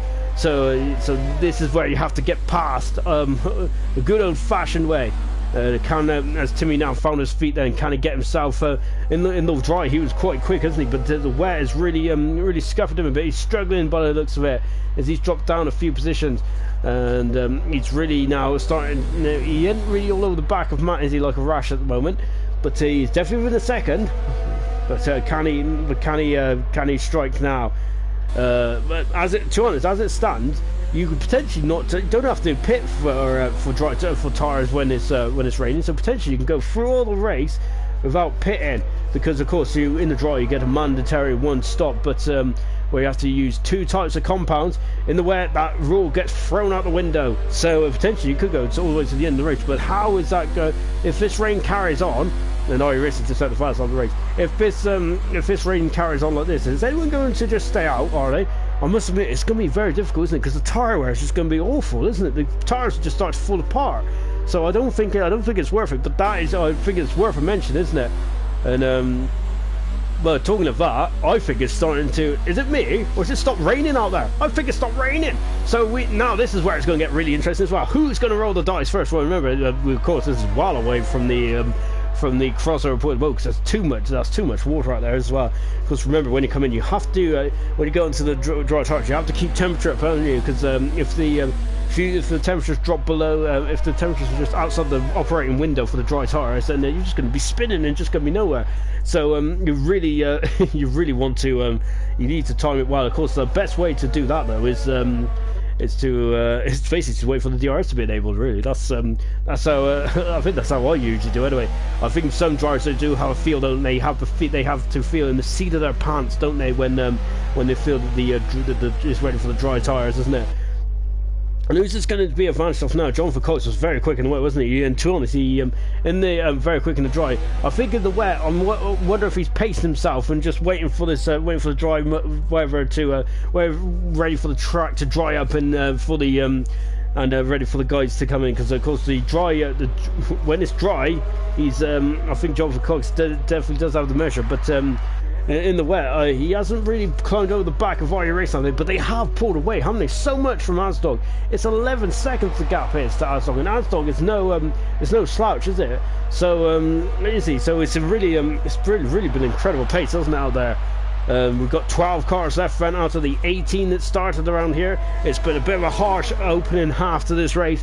We have just come into half. This is now on lap 17, and this is where it's going to get very interesting as well. Who's going to? What tires are going to go on there? I think surely medium tires. I would say if really hard. I think they're well. I think that they can go on hard tires and get to the end. If they go from here, Woody has left the session. Sorry Woody. course, this is his second race of his IRC career. He had a decent race, didn't he, in Britain, but today, when it's been more difficult, when it's with the weather conditions as well, it's a very difficult race, isn't it? And a lot of these, remember, you don't really practice much on the wet circuits, do you? Because it's not really often as there's a Haas going through a KCU. Then of course he's almost half a minute behind double at the moment, and he's outside the points. Don't really need to practice on the wet weather too much, do you? Because the majority of the time, like 70% of the time, it's going to be dry, isn't it? So why would you waste your time on the wet weather? I suppose that some drivers do, don't they? But oh, Steve there, getting all locked up there, and this is Roscoe's opportunity. We're on board Roscoe now. Is he going to have a look at 12? No, not quite. See there, making a bit of it. Oh, and he's gone wide again. Steve's I think he's dropped out of the. He's struggling now, isn't he? I wonder if the tyres have just had its day. Well, Steve's going to have an awful lot to do. He's going to have a whole lot of defending to do, isn't he? In the down the back straight then. So now they're coming through then to complete again. Look at this run board then with Roscoe then. As he's the sole remaining Red Bull left in this race. No DRS there, of course. Then, of course, we're waiting for that to be enabled. When that gets enabled, then we'll be ready for the dry tyres, I believe. And now Roscoe hasn't really put his errors up, has he? So we got a guy on the soft tyres. It is KCU. He has rolled the dice. Is he going to be a hero or zero? I think it's too early for the dry tyres. We're going to find out now. So here's the first. So he's basically the guinea pig at the moment of KCU. We're going to see then what is he going to do then. So he's at the back. It's worth a go. Hog there out just in front of him. He's gone. You can see though he has to look at this. He has to get the and the Hog there just getting out in front of him now. He has to go quickly. He needs to keep the temperature up in the tyres. And of course they come out of the blank. It's so hot, don't they? They're hotter. The tyres that come out of the blankets are hotter than the ones that coming off. Yeah, and unfortunately it's too wet still, isn't it? And for KCU, we're on board with him now. You can see then it's just he needs to keep the momentum going, doesn't he? And unfortunately, I think he's a couple of laps too early, the Haas driver. So but definitely worth a gamble, isn't it, for KCU? But it's a gamble too early, I think, and I think the soft tyres might not have been able to get him to the end anyway. But he could have been rapid. It could have been rapid. It could have changed his race. KCU, but I think that might have all but finished it now. But if he keeps in this race, if he just keeps it on the straight and narrow, he can get some points. He's only 2 positions away from a point, isn't he? He's now a minute behind double though, so it's looking very, very difficult. Roscoe, it's Roscoe in the pits. He's the first one to come to the pits as well. Oh, is he going on the dry tyres? Is it too early? I think it's too early.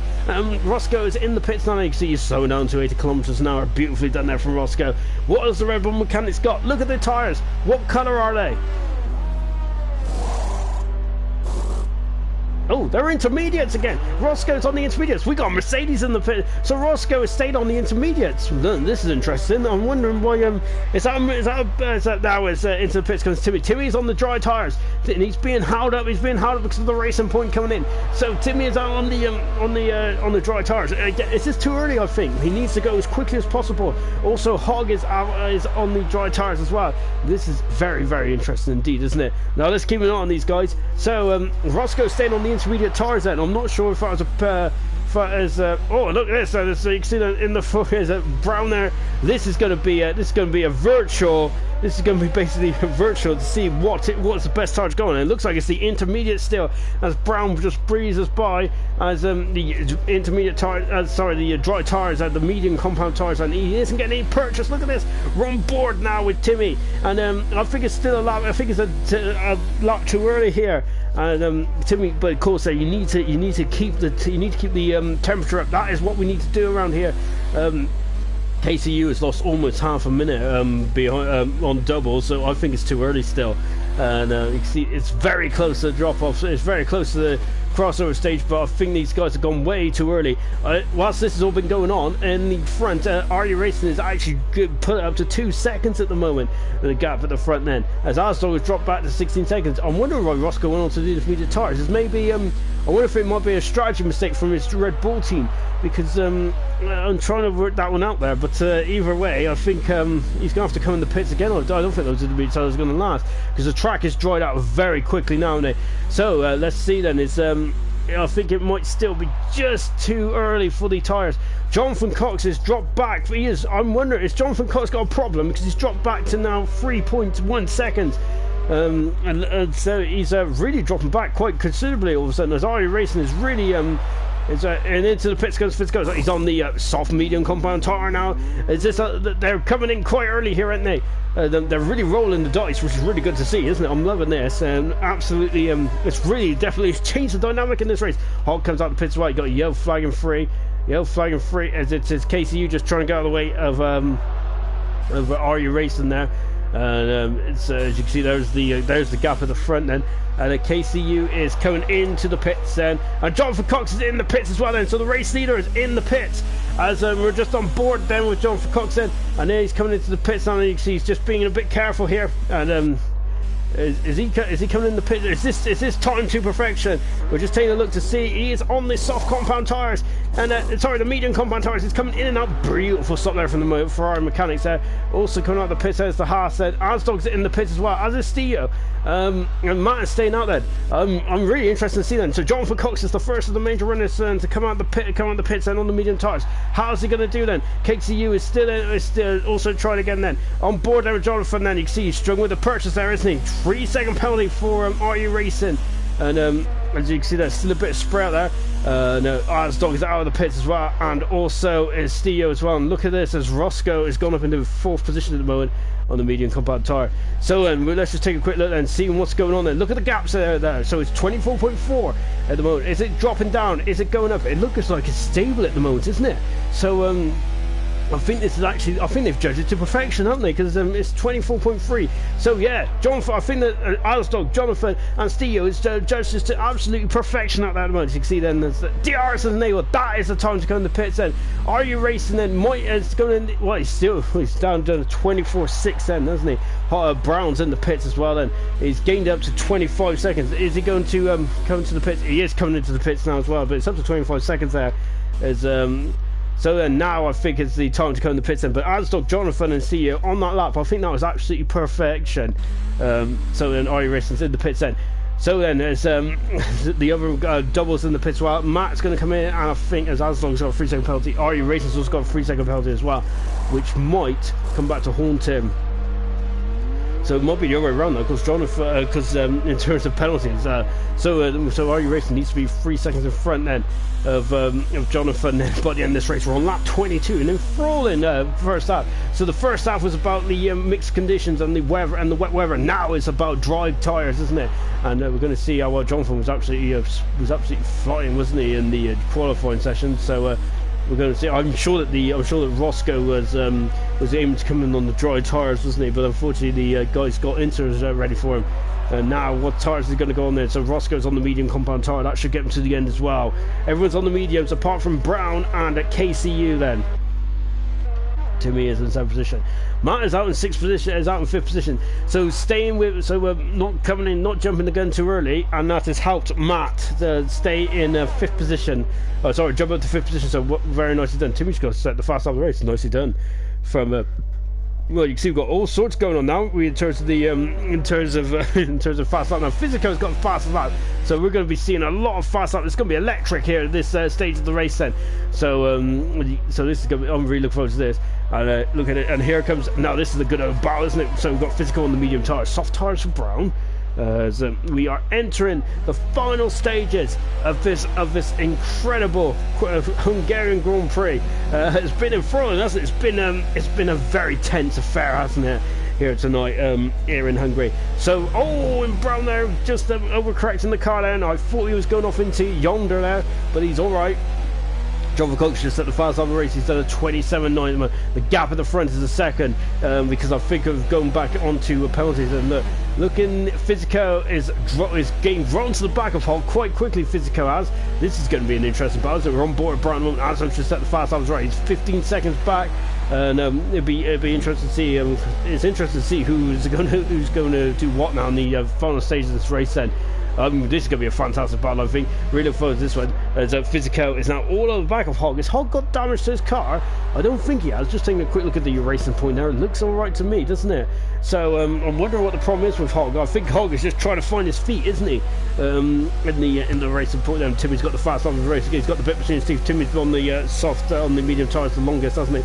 So it's the first one to us now. He goes through. Physico is through and up into 8th position. And he is up. Yep, nicely done there. And now in the back. And now what about Brown? He's on the soft combat tires, so he's going to have a pace advantage. He has got a pace advantage. Look at this. He's going to go. Oh no! And that's they make contact there.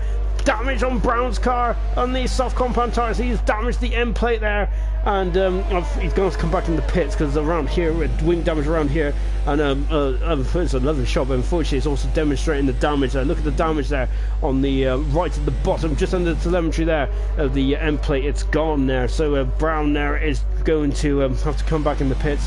He's got a 47-second lead over Double at the moment, who is in 11th position at the moment. So once again, Double is showing his consistency, isn't he? Doing a very good job out there.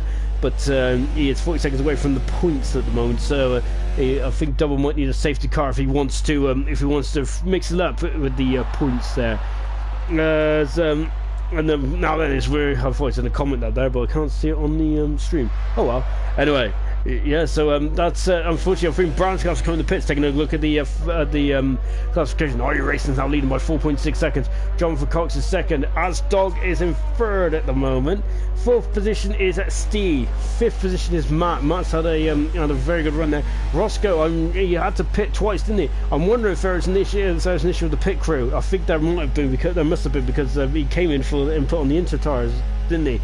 I think it was a bit early for the dry tyres personally, but Roscoe is still sixth, so he's still got some decent points there. You can see the pit apron is still a bit damp there, isn't it? You can see Toros, the guys getting to work there. They're putting on a new front wing, and then they should be away then. So here he goes. He's out of the pits now, and now kind of as RU Racing set another fast lap of the race. He's really lightening out there at the moment, isn't the RU Racing with 11 laps to go. He's really putting the hammer down. Brown are coming out of the pits now. And Yo Fly in 2 and 3, just taking a quick look. See, oh, that's KCU who's gone right off the track there. That's turn 11, isn't it? Yes, it is turn 11. They're just coming out turn 12, and Double there, just letting his teammate through as well. So yeah, KCU there, just hand on the venture there, just going off to see the scenery here in Hungary. Wow. KCU there, who was the first man who very bravely actually just rolled the dice and went onto the dry tyres first. I think it was a couple of laps too early really, and I think it was the same for Timmy as well, but I think the guys that did judge, I think Jonathan Cox and CEO and Asdol judged it to perfection. It was absolutely incredible, wasn't it? That was definitely Sixth Sense driver stuff, wasn't it? So they come in the pits, and then literally about 30 seconds later the DRS was enabled, which means that it was ready for the dry compound tyres. That's usually a big factor, isn't it? RU Racing played it safe, didn't he? And he's got a lap for younger tyres at the moment. This is the battle for 5th and 6th at the moment, and RU Racing setting another fast lap of the race then. It's a great old battle, isn't it? Remember, the fastest lap, and Jonathan Cox comes in and sets another fast lap as well. So this is going to be a good old battle at the moment, isn't it? At the front with 10 laps to go. So we're keeping on those guys. It's going to be really good stuff, and it's going to be qualifying laps towards the end. Then, so that's what this wet weather has held up is made, isn't it? It's going to be absolutely amazing lap times, isn't it, towards the end of this race then. So fast lap could be anyone's it's anyone's ball game, isn't it, at the moment? The holder of that though is Jonathan Cox, so he is currently on 19 points at the moment as we head into the latter stages of this race at the moment. And you can see it's still a murky old day here in Budapest, isn't it? But I think that's the end of the rain, isn't it? To be honest though, I'm wondering, because T. Sammy was saying that he would love to have had T. Sammy from the Elite League, and he said he would love to have had rain in his league, wouldn't he? Of course, I think the Elite League had enough of rain, didn't they, back in Belgium? That incredible downpour, where it was actually, where the safety car was actually called, wasn't it? So it was an incredible race Belgium was, and really probably, as I say, I think it's the best race I've ever commentated on. It was an absolute pleasure, that race was. It was brilliant stuff. Anyway, back to this race here. Just on board, Roscoe is now 1.5 seconds behind up Matt at the moment. This is the close battle on track mode. Jonathan Cox has now got the ball. Has now got the ball by the horns, hasn't he? And he is now starting to really push the envelope here, isn't he? With 4.8 seconds the gap is.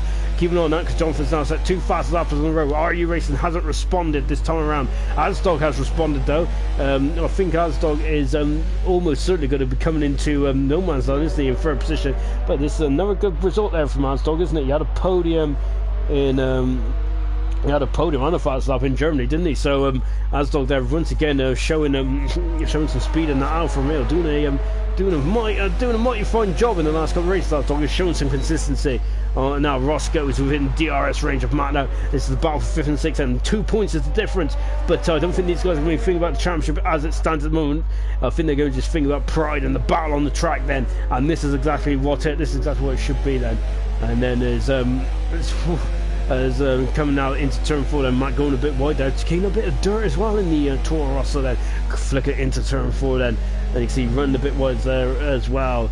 Yeah, at the moment these two are on their own really, because 14 seconds up the road is Steve in 4th position, and Timmy is 8 seconds back as well, but Timmy is starting to catch these guys. I don't think he'll catch them before the end though. Yeah, he won't catch him before the end though. As I've just noticed it's hovering around 8.3 now, so ignore me, as you were. As Matt then has gone kicked up a bit of dirt again, then didn't he? This is gonna be great, isn't it? So all these guys are on the fresh medium tyres. They should get to the end from this stage then. So no one has gone to the soft end. Roscoe gaining a huge amount of time. I think I was going to say he is too far back, isn't he, to chance Steve at the moment. 3 second penalty for Jonathan, so that is equaled it up then. So that is a big moment in the race then for Jonathan, and I think that might cost him victory here today. Because as we'll talk about that in a minute, because we're going to go back with this battle here between Roscoe and Matt, and this is the battle for 4th. And then you can see he's trying to go for the switchback there. Matt has covered it beautifully well, but Roscoe is going to have a lunge. He's going to have and then Matt there braking much deeper. That's what that corner's to do. It's really that corner. You can have all different lines there, can't you, on that corner. It is produced some great defending, battling and all sorts there. Roscoe and Matt there really demonstrating it beautifully there as wow. Yeah, as he's going back then, so Jonathan has unfortunately got a 3 second penalty. That is equaled it up then between himself and RU Racing. So there are 3 penalties apiece now. As it stand up until that point, Jonathan could just have got in within the 3 second window and just sat behind RU Racing and would have won this race. Unfortunately though, that is unfortunately that might be it's up in the air now. He has to rely on RU Racing to get another penalty, and then he could, and then if he can, he has to gain 2 seconds to sit behind RU Racing, and that'll be so this is very, very tense, isn't it? It's like the Japanese Grand Prix '94, isn't it? If RU Racing gets another penalty, I'll fill up Steve off the road. That is, I think it's a lap car. Roscoe is outside of DRS, and so of course this time around they was very close, wasn't it? This time at last lap, but this time they're not too close at all. Then, I'm trying to work out the car is in front, and so then I think that's a Haas. I think it's KCU, who of course then, as we said, he stuck on the dry tyres first, didn't he? And really fortune's favour of the brave, but unfortunately on this occasion I don't think it worked out too well. It's a Williams a double, so a double is in front of us at the moment then, so of course a double down in 11th position then as it stands at the moment. Roscoe going a bit wide there at turn 4, so double there is double's very good with blue flags, and he's done an absolutely outstanding job there to get out of the way there. And so well done to double there. Very alert, isn't he? Double. He's unfortunately he isn't going to get any points for his drive today. Unfortunately, double has, but he's kept out of trouble, hasn't he? It's been a very difficult race, hasn't it? A lot of these guys have. It's been a very difficult race for all sorts of reasons out there, hasn't it? Asdog, I think, is doing a good job at it, but I think he needs to be concerned about it. I wonder if he's took too much tyre life out of those tyres, because it's down to 2.7 seconds now between himself and Steve. That is going to be interesting, isn't it? Is the final stage of the race. I must admit, penalties, I struggled to keep up with penalties, but I think it's been very well behaved from all drivers today. Talking of which, I've unfortunately Brown gets a penalty, but yeah, I think that so far it's been and Matt there having to go to the fence there into turn 1. Now Roscoe has gone deep. Now is he going to go for the switchback here? No, not quite there. He wasn't able to, but he's going to follow Matt, isn't he, coming down to turn 2? And again, not quite on this occasion. But yeah, I think all the guys out there have been very good with penalties today. Not many penalties have been flying up at the bottom of the screen. I think Brown might have the most there in the Toro Rosso. He's over half a minute in front of double, so that shouldn't cause him too much difficulties.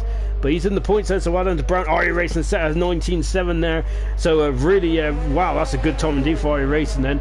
Brilliant stuff as well. RU Racing then, I think he's only ever had one fastest lap, hasn't he, in his career was back in Austria. So he's aiming to get his second fastest lap in his IRC career here today, which should be, and he's hoping to get the maximum points, isn't he? 2 wins in 2 races there for IRC Racing. He's definitely on form at the moment, isn't he? With 4 laps to go though, hopefully, and but yeah, as I said, he does have 4 laps, so doesn't he? So he's still got plenty of work to do in this Hungarian Grand Prix. Matt and Roscoe got a lot of work to do still, because Roscoe is still on Matt's tail at the moment, and this is a enthralling battle, isn't it? And Matt has got the speed where he needs the speed. And you can see them now starting to harvest, isn't they? They looks like they drain all their ERS on the start-finish straight, and then they got also got a 3-second penalty as well as we get into the closing stages of this race. Yeah, as you can see they're now harvesting ERS as much as they can in this twisty part of the circuit, so then that Matt can defend, so Roscoe can attack on the start-finish straight. That's the only realistic place you can overtake on here, as we were talking about in the pre-show, just before we come on now. KCU wants that fastest up, doesn't he? I think he's thrown on a set of soft tires. He's had a lot of soft tires on, hasn't he? I wonder if those might be a used set of soft tires. Lovely shot here. Look at this, then coming out of turn 8 into turn 9. This is beautifully, isn't it? Now look at that kink of turn 10. Then it's turn 11. Then it goes. I think someone had a bit of a smash there, didn't they? A couple of years ago. I think it was Grosjean. Now into turn 12, because the reprofile turn 12. A bit of a horrible smash there with Coulthard, and I think it was Kimi Räikkönen as well. Now into the Hogs got 3-second penalty as well. Again, I think they're quite well spread out now, so these penalties might not harm them too much into the latter stages of the race. And now then is Matt and is going defence again, so his partner's car in the middle of the track. Roscoe is gaining. This is the best opportunity so far for Roscoe. Matt is staying on the outside, is in the middle of the track. He runs him out wide there. Roscoe has still got DRS. He's got DRS then going down to turn 2. Let's take a look. Matt's getting space. He's going up the inside, and Roscoe is through, and he is up into 4th position, and good stuff, and then Matt flies over the runoff area there, and Roscoe is now up into 5th position. So and you can see, look at that, as IRC Racing set no fast off the race line, so he's really starting to put the hammer down, isn't he, IRC Racing? So it looks like this has been a very well controlled race, hasn't it, from IRC Racing. Now Roscoe, can he pull away? Can he get out of Matt's DRS now? It's yellow flag too, because Physico's gone. I think it's in turn 4, isn't it? We're on board with Hog then. And that means that Hog's going to be up to 8. Brown is up to 9th, and Doe is going to be in the points. It is turn 4. That's a major blow for Physico. What a shame. He worked his way up into 8th position. And what a shame for Physico. He is out of the Hungarian Grand Prix. Only 11 cars remain in this brutal race, to say the least, isn't it? Been brutal for a lot of drivers out there, and and so that folks, for that, Matt hasn't used DRS there, surprisingly, and now he's used DRS now. Then now then Roscoe is still in striking distance with 3 laps to go. So can Matt strike whilst the iron's hot? Then is that I think that Roscoe might have this one covered. Physico's left for session now, unfortunately, so Double will now get into the points to get a point. So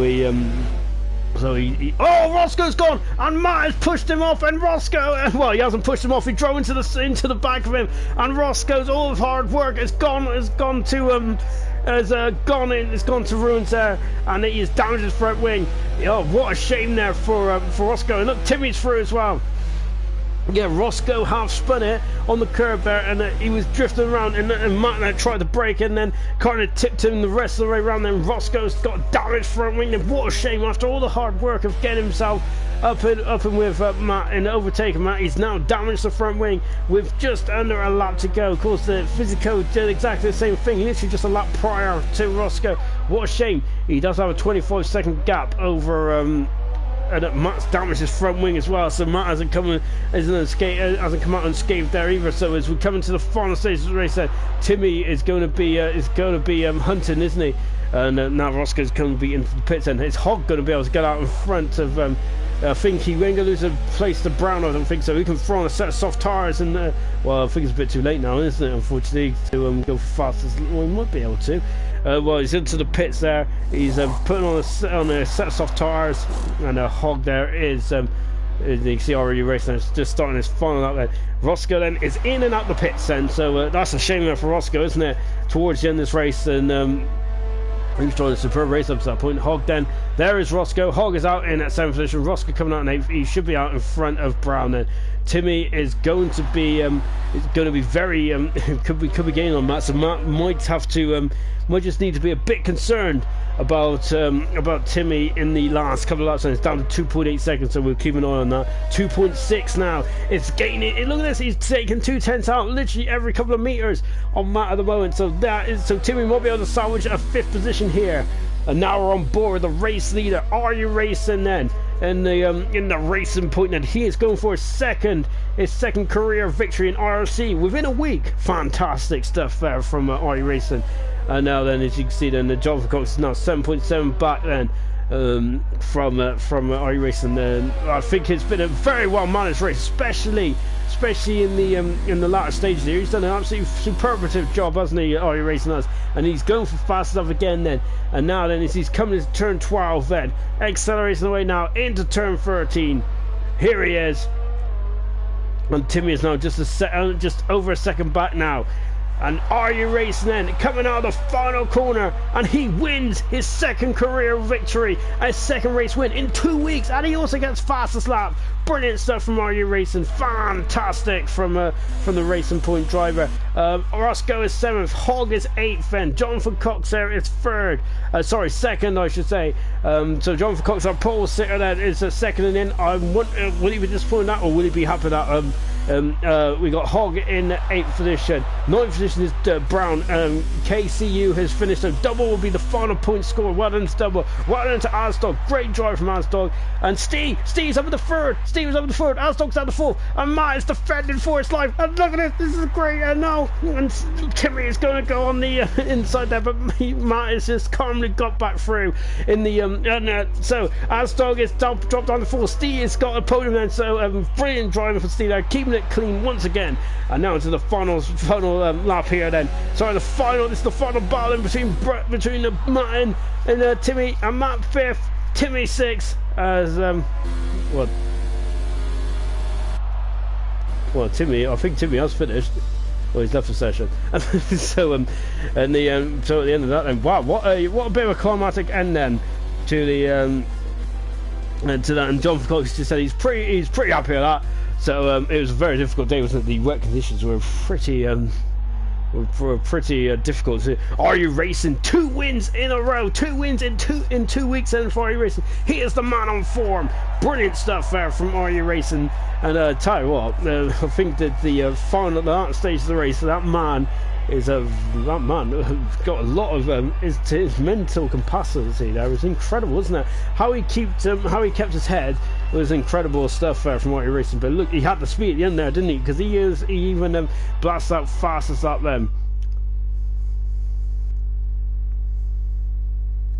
And John Cox said Monza will come. Yeah, it's Monza the next race then in the on the IRC calendar for both Elite and Super. So really looking forward to that. But before we even think about next week, let's talk about now. Are You Racing for 4th on the grid to win the race. Fantastic stuff from Are You Racing. Impressive stuff. Jonathan Cox 2nd. 3rd position is Steve. Once again, showing that no penalties and doing a great job in getting 3rd there. And those penalties cost Asdog a podium there. Matt in 4th position with Timmy in 5th. Matt in 5th with Timmy in 6th then. Good stuff, no penalties there. Roscoe 7th, Hogg 8th, Brown 9th, and double getting the final point.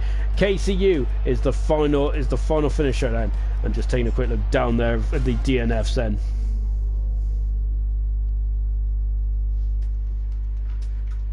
Well, that's been an absolutely fantastic race, hasn't it? Brilliant stuff indeed. It's going to be difficult to pick a driver of the day now, isn't it? I must say, it could be a bit up in the air, really. I think Are You Racing might be...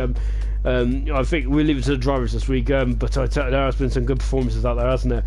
Anyway, of course, next week we're skipping Belgium. Of course, we had Belgium last time out. We had Belgium earlier on this season as a tribute to Anton Hubert. So we'll be on to Monza next week, as Jonathan said. Jonathan's home race. Can he get a win there in front of the adoring Ferrari fans? That is the question.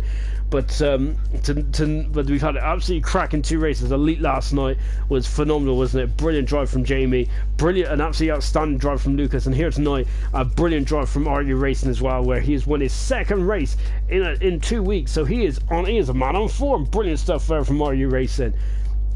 And not that bad. Is set to return next week, isn't he? As far as we're aware, is he going to have any race rest? That's going to be the question. It's all going to hot up in the Super. It's already hot. It's already hot enough in the Elite. I don't think we can stand the heat in the kitchen anymore. But that'll be it from here tonight. Absolutely fantastic, brilliant stuff. A bit of a sprinkle of rain really does a world of good, doesn't it? Maybe not for the drivers, but definitely for us. It was brilliant to watch. Remember, a week's time then, Wednesday, the Elite guys will be in action in Monza, and on Thursday will be the Super guys in action in Monza. But from now, from Hungary, it's goodbye.